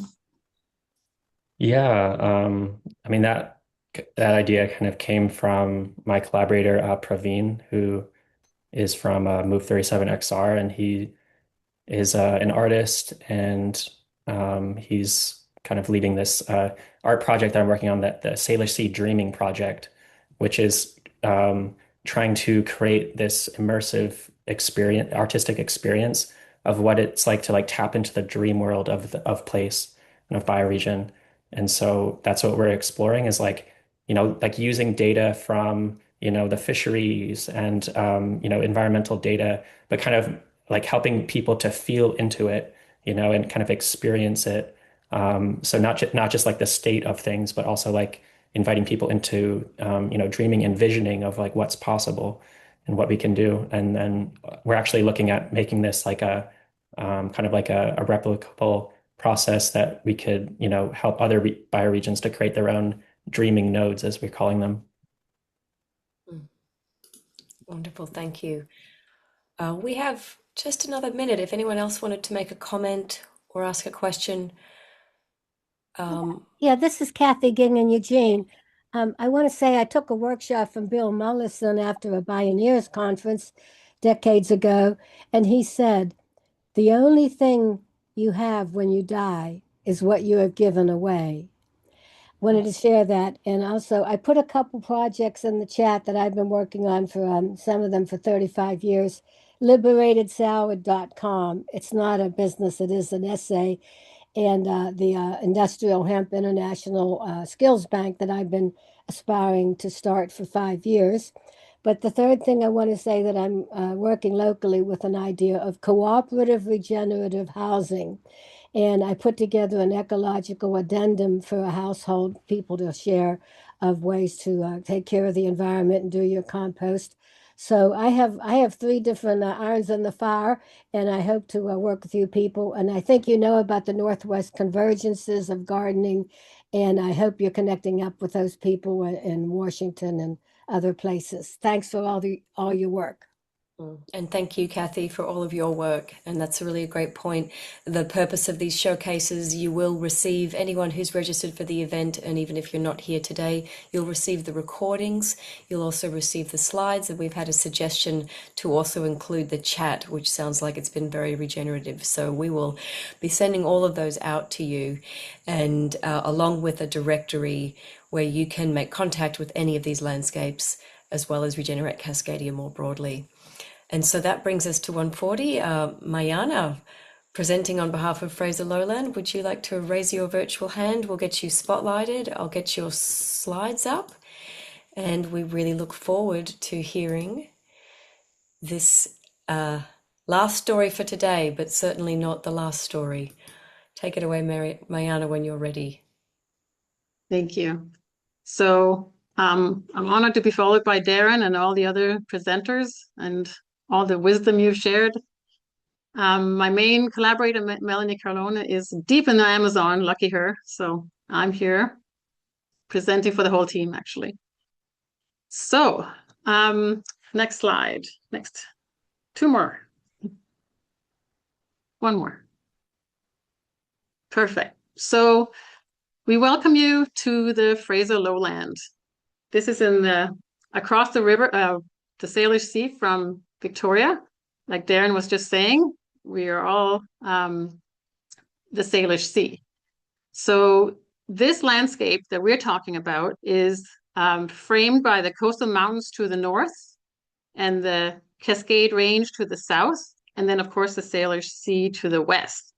So the delta of the Fraser Lowland starts in a small town where the valley starts in Hope, and it follows the river, Fraser River, all the way north to Vancouver, and then it goes all the way down south to Bellingham. So it spans the Canadian-US border. And I can't point, but there is a border right across, but halfway down this triangle. So this delta is unified by a shared watershed and its ecology and of course its food system. So this delta actually has been created over millions of years. The river brought sediment from deep in British Columbia out here to the delta, and the soil here is amazing, very rich. The Fraser Lowland is home to forests and mountains and oceans and rivers and bogs, farmland, and a dense urban and suburban communities. So it really defines a living system of food and water and biodiversity and culture. And it really is ideal for bioregional regeneration, which is what we'll talk about. So we gratefully acknowledge that we live on this unceded territory of the Coast Salish and the Stolo nations. Around Metro Vancouver, there are about 10 First Nations. Up the valley, there are about 24 Stolo First Nations, and in the Washington part of Fraser Lowland, there are 4 tribes. So we thank all these nations and tribes for the privilege of living and working and learning and playing on this beautiful place.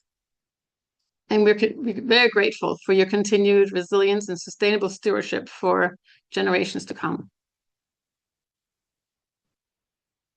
So the next decade is decisive. This is a breadbasket and it's a salmon corridor. And this place is represented by cultures from across the globe. And it's a place of deep ecological crisis, cultural fragmentation. Our wetlands and biodiversity is at risk, while communities navigate displacement and disconnection. So the next decade really is decisive. And we believe that this region can become a model of resilience and belonging and regeneration for the Americas and the world. So the Coast Salish and Stolo nations have stirred this place since time immemorial. And their lives were shaped by the salmon runs, flood seasons, local ecologies, and some of the things that Darren beautifully described. So these landscapes really carry stories of both disruption and cultural resilience.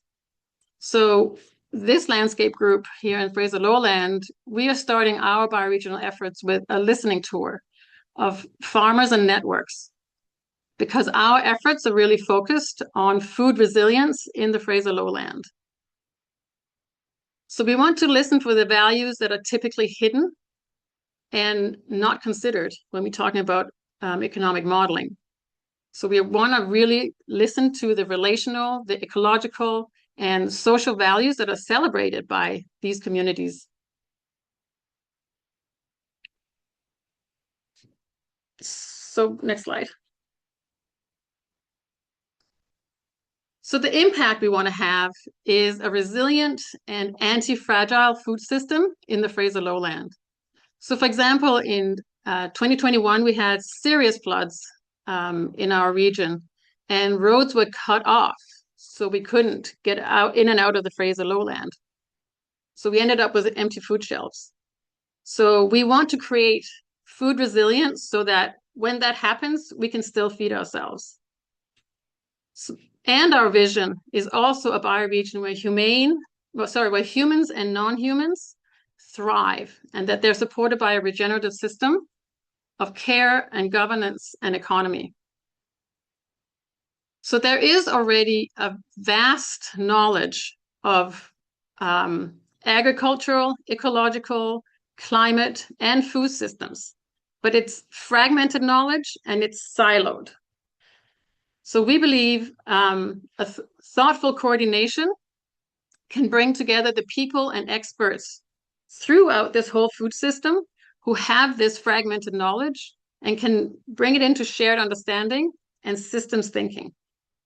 So this is complex and not easy, but it has to be done. So a bioregional approach aligns action, like so many of the speakers tonight have already spoken about, with how land and water and people and the value actually flows. So we have to really start by exploring these systems of place, such as the watershed we're looking at, the food sheds, and the human relationships and their networks.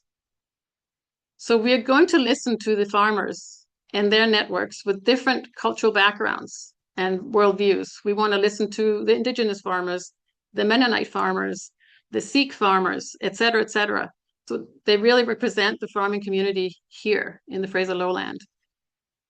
And we want to listen to their networks, who they buy from, who they distribute their foods to, the processing networks, et cetera.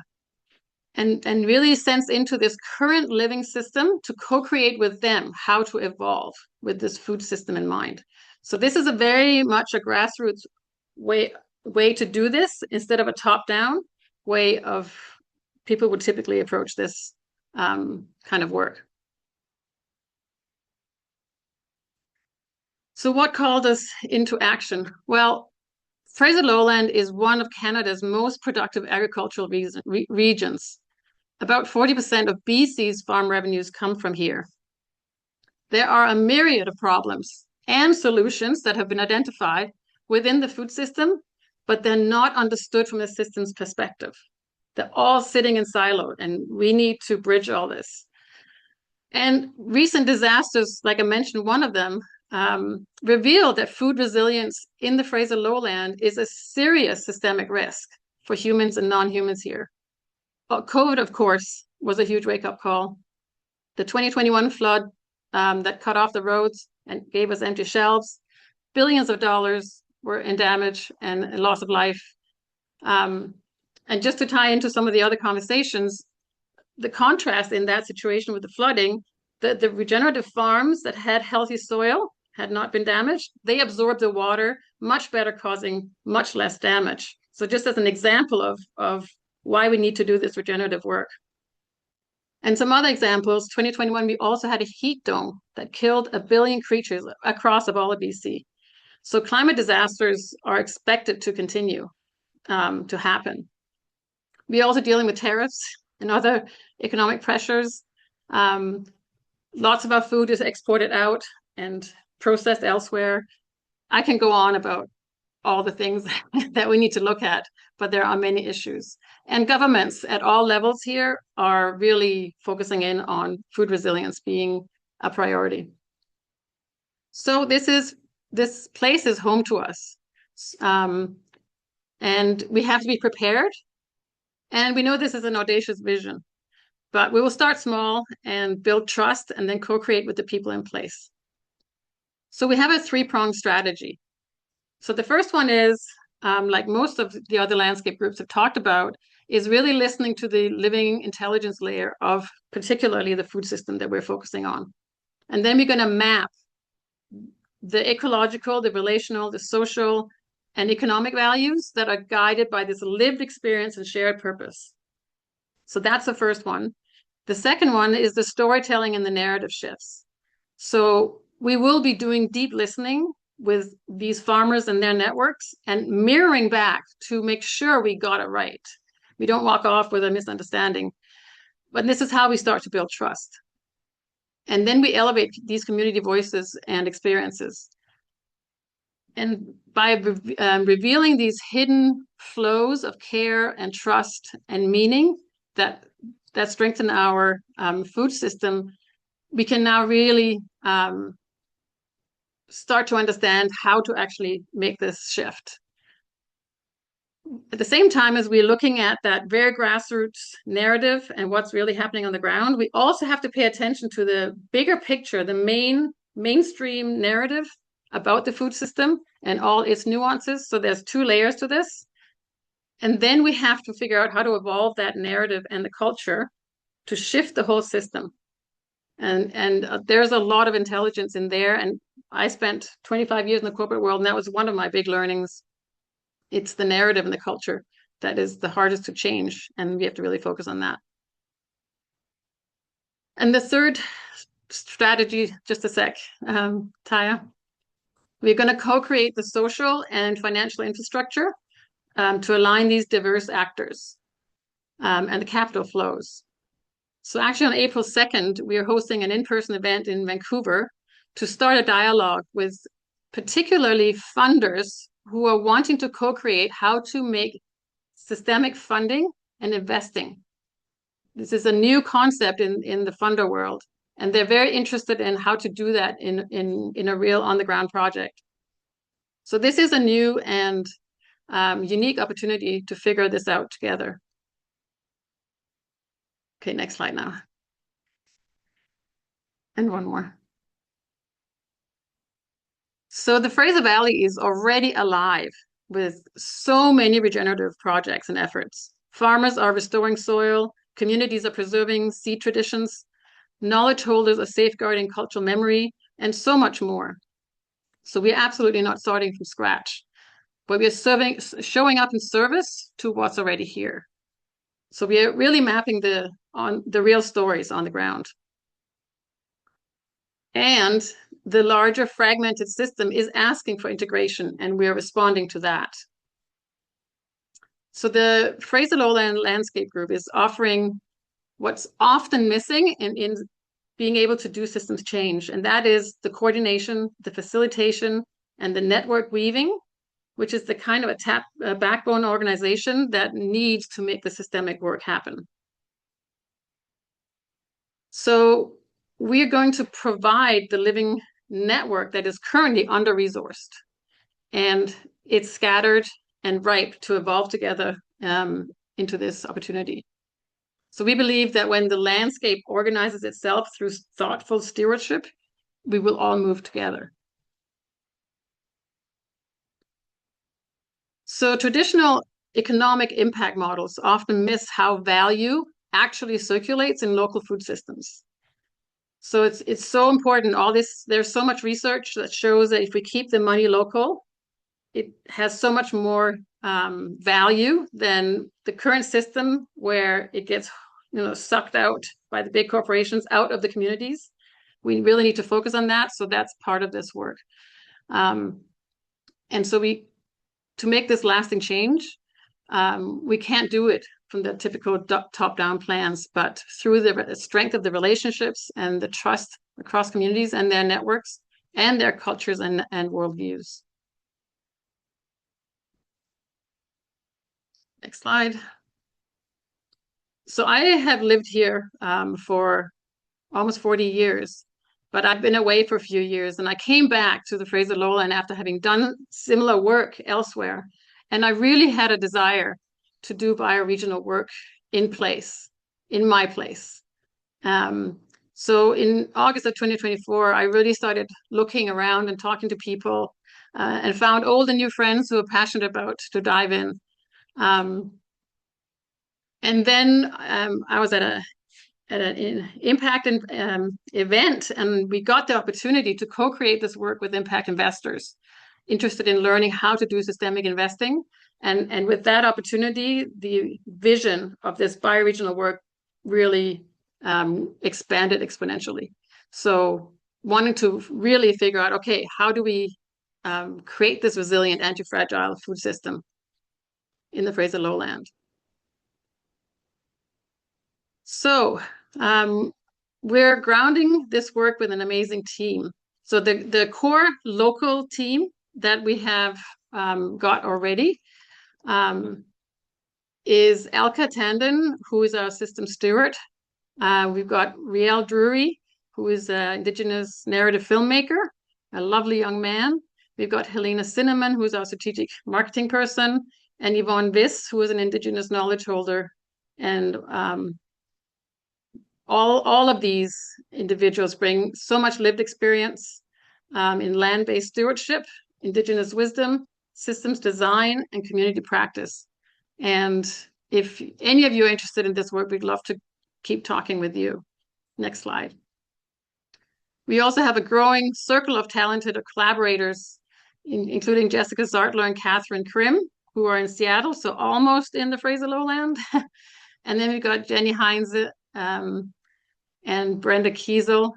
They're on the East Coast in the US and Canada. And luckily we have, across North America and globally, we have an extensive network of collaborators deeply interested in this work that can support it as well. So the naming of this bioregion and its boundaries were originally articulated through Daniel Lindenberger, and I don't think he was able to join today. But we are working in active relationship with Daniel and his team, with very much a shared purpose and complementary focus areas. Daniel and his team is continuing to steward a bioregional learning through Metachrysalis, which is a game-based learning journey that supports bioregional sense-making and action. And I highly recommend anybody doing bioregional work connect with Daniel and learn about his tool. It's a fun and effective tool to do this local work. So our tangible focus for 2026, next slide. So we have three ways to get involved. You can join our mapping workshop. We'll be hosting a bioregional mapping gathering. We'll be walking the land. We'll be tracing the flows.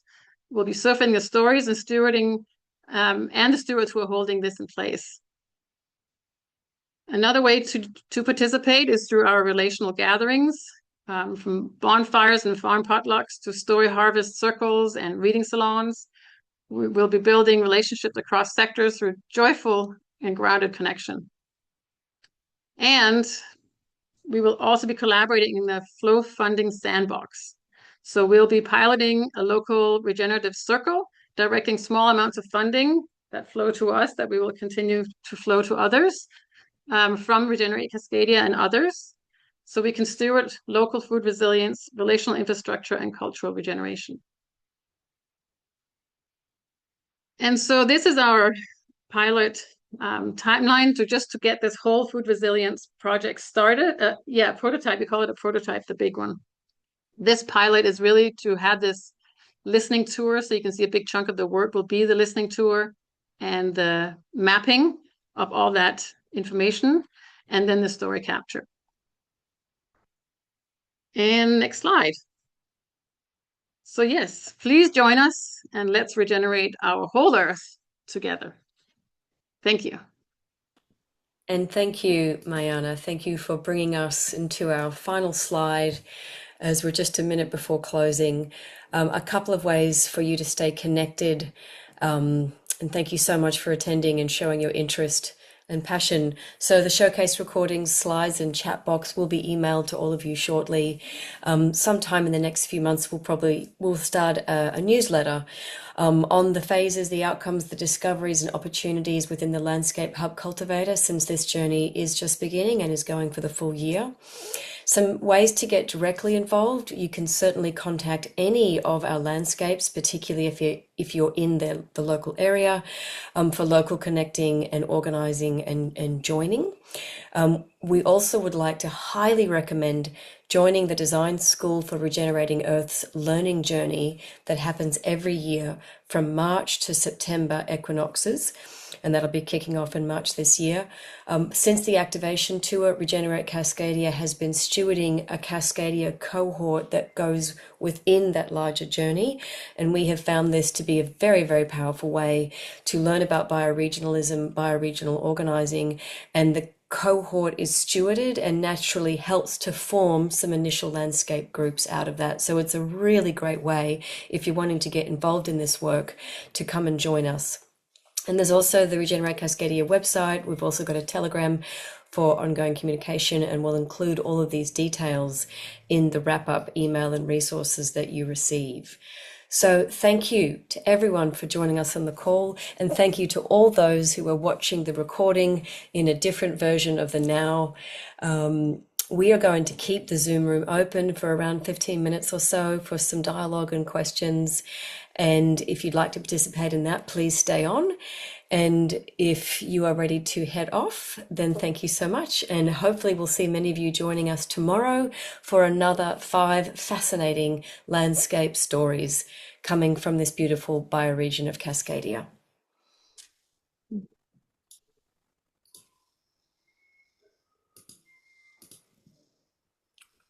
Okay, so we've got our beautiful emojis happening.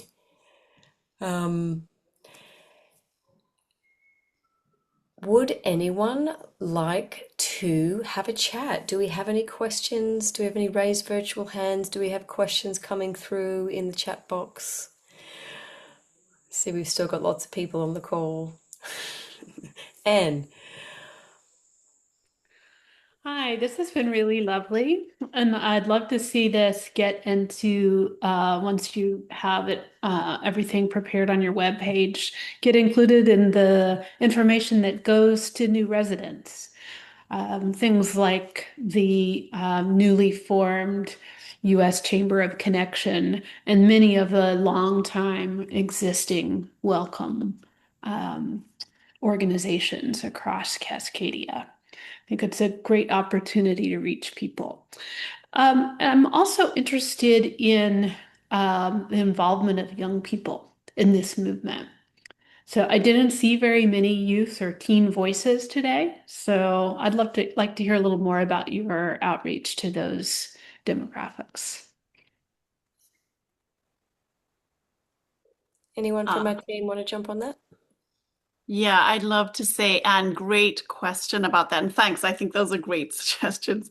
But in terms of the maybe just to talk about intergenerational work and youth, but there are many of the groups in the landscapes that are actually doing work that involve youth. And that those stories will actually start to surface more. But in terms of the organizing teams, these are the people that stepped up, and we're just the beginning. And it's kind of like this is the invitation to communities to just get a glimpse of what is the potential that's being held. And so, yeah, I mean, for anyone here, spread this to those high schools, those programs, because they are looking for this kind of thing. And we are looking for those partnerships for intergenerational learning. So, yeah, and baby steps too. Yeah. We're not trying to do too much. We're just trying to build those relationships. I'm a big fan of 4-H. So, and they're pretty organized. So if you get the word out to some of the 4-H leaders, they'll all hear about it. That's one of the advantages to that group. Yeah. Thank you, Anne. Thanks so much. Devane, got your hand up. If I'm pronouncing that not correctly. Yes, I was wondering, did anyone have contact information for the Southern Prairie uh, part of the Sabine River area in East Texas watershed? Somebody, Southern Prairie bioregion, I guess is the proper terminology. It's a great question. I saw Shonda also on the call today from that area, but would recommend just doing another plug for the design school for Regenerating Earth. Is that that's a really good place. It's a community of about 800 different people from bioregions, all looking to connect and all learn together as we step into doing this work. Good work. It should be done. I also mention the Design School for Regenerating Earth is another place that helps to connect some of those just people that are in those different bioregions. So another place to look at. Well, I'm a farmer and all that good stuff. Myself, and I know I've seen changes happening, in just my growing around here. I got fruit trees, I got berries, I got vegetables. There's a big changes going on, and I just need to organize up and get it. I'm in One World Earth organization, and I mean, you do the regenerative. My farm is regenerative, sustainable, no chemicals, no fertilizers, no pesticides, no herbicides, natural. And it's a lot of work. I'm a USDA farm, and it's good to know that someone else has got it in their mind that, I sit on a watershed here right at the house that got spring water bubbling up out of the earth. It's a good position for I've been given stewardship over. And we do permaculture in the organization. There's a wealth of information in there on World Earth, and it's all open source. They don't charge you for membership. That's it, and it's $20 a year. So it's get you a lot. Wonderful. Thanks so much, Devane, and thanks for the plug. And David, I see you've got your hand up. Yeah, thanks so much. First, kudos to all the presenters and to Regenerate Cascadia for an awesome job. This is super inspiring. And my question is rather simple, and it's very, pragmatic. Thank you for letting us know that we'll be sending out the recording, but any idea when that might be available? We could use it early next week if that's at all possible. That's a great question.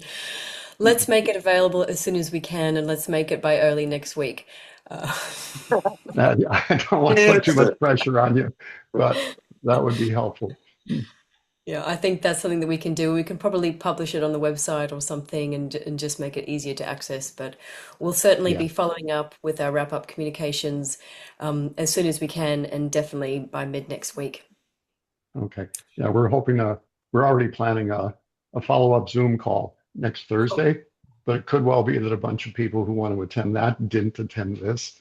So if they could view it ahead of time, that'd be awesome. I think we can definitely get something to you, David, since you're in the LHC. So thank you. Shonda. Thank you. I'll flick my camera on. I'm not on camera right now, but let me turn this on. So Devane, if you will remind me later today, brother, I will show you how to get into what they were suggesting. That's Joe Brewer School. And if you guys can maybe drop a link to join the Mighty Networks where you guys are at, that would be helpful. And I've got it. I'm a member over there, but I hardly ever get a chance. But that's the best suggestion. What Brian just came out with is to join the school and get involved. Also, I was going to ask, as far as Texas, is Annie Spade and Tech still involved, Jude? They were doing a lot with this school over in Texas. I was wondering if you guys knew if they were still involved, because I know how to get a hold of them as well. And Brian, do you remember the guy that started the Bioregional Learning Center up around Lubbock, Texas? He was regular doing Will Master, doing it. I think, is maybe who Yes, you're talking Will, about. exactly. Thank you, because my schedule's finally easing up to where I'm going to be able to start attending those meetings come spring. I'm looking forward to getting involved over there. So thank you guys. This was absolutely amazing, and we will see y'all tomorrow. So good to hear. I hope we do see many of you tomorrow. Claire. Yeah, no, I do. I think that Tex and Annie Spade are doing are still active through the design school. And just to make another connection, in case it wasn't clear before, but the 6-month learning journey that we use at the very start of this process that Teo was referring to earlier is run through the design school. And so it's just another example of us collaborating with others doing this work. Like there's no point in reinventing the wheel when people are doing it incredibly well, and it connects us to these other bioregions, which the part of the value of this the hub cultivator is the co-learning that's happening between landscapes. That's happening globally through the design school. And it's just really rich. We need to be sharing these stories. So if you found it rich today, this is what's going on all the time at the Cascadia level through the hub cultivator, but the design school is taking that globally. Thank you, Claire, for elaborating on that. I totally agree. And I'm honored to be able to get back over there. I've been a member since since about 5 years when they were on the other Mighty networks, and I've never been able to be involved. So much thanks. And guys, I'm going to head out. I've got another Zoom. Much love, everybody. Thank you. Great. So we've got a couple minutes left if anyone wanted to share a comment or a reflection or ask a further question. Emily. Hi. I'd just like to know some different resources of like different ways I can get involved with Regenerate Cascadia. I'm 16, so a lot of this is maybe not so accessible. Like I can't perhaps drive too far to volunteer or anything, but I really interested in helping with Regenerate Cascadia and regeneration, and I'm just wondering some resources and some things that I could help with, or like projects in the area that I would be able to learn about. I'd just like to learn some more about that. Where are you located? Bellingham. Bellingham. Ah. We have That's a a team great member answer. there. Yay. We have a landscape group there. Hi, Amelia. Yeah. We know Amelia. She's wonderful. Good to hear you. Oh, So, yeah, we'll be in touch. Join us next Thursday for our follow-up call. You'll learn more. Wonderful. I will also just add that there are lots of youth that were involved in the activation tour that, sometimes they pop up and are more active. And right now they're not part of the Landscape Hub Cultivator, but they were talking about regenerative education and wanting to think through how do we do this differently, because they were frustrated with the options that were there. And we're starting to actively imagine and live into what that could look like differently. So would be happy to also connect you with them because of those conversations. Thank you. Yeah, I am new here, so there's a lot of different programs like the activation tour that I'm not really familiar with, and so there's a little bit of a learning curve to trying to navigate these systems of finding ways to help. Yeah. I would say we'll throw our email up too, and then we're happy to direct you to the Whatcom stewards.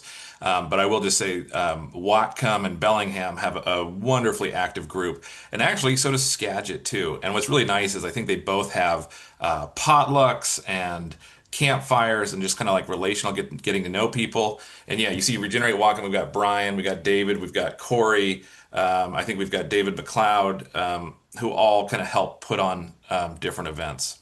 Yeah, I just want to say you came out to one of our hands-on groups, and that was awesome and good hanging out. And those in-person settings are so important. But if you can make it to our follow-up meeting that we'll have, and we'll announce more. I think you're on our email list.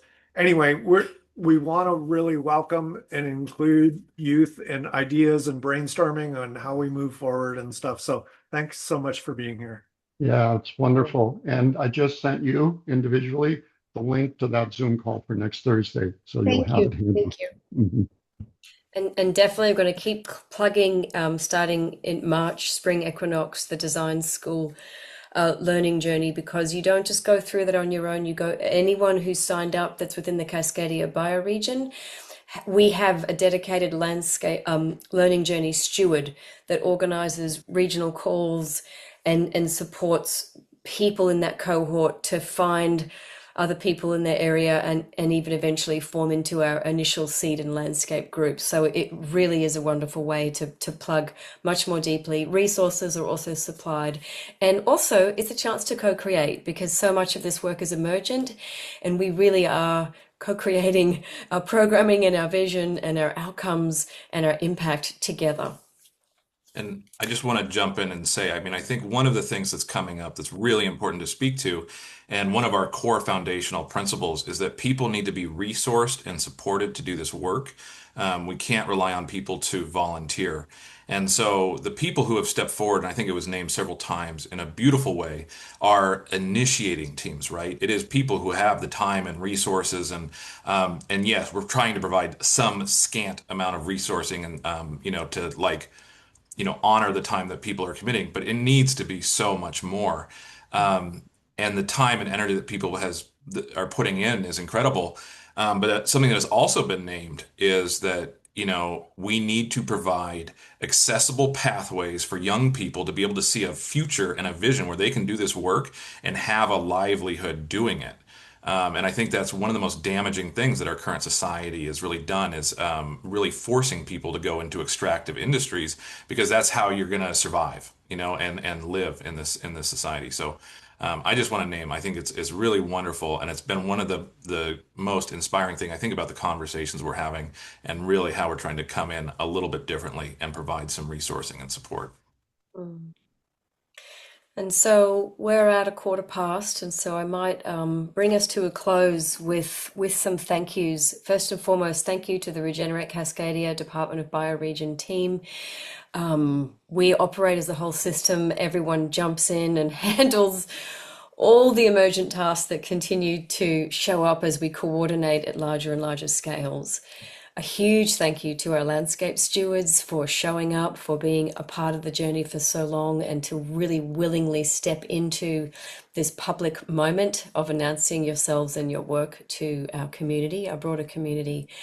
And an even bigger thank you to each of you for showing up, for giving 2 hours and 15 minutes of your day to this work. We hope to see many of you again tomorrow. We'll have 5 more completely unique stories. Thank you for your support, for your energy, and together, let's continue to build this regenerative movement. Yay! Take care, all. See you tomorrow. Thank you, everybody. See you tomorrow. Thank you. Thank you, everybody. Thank you.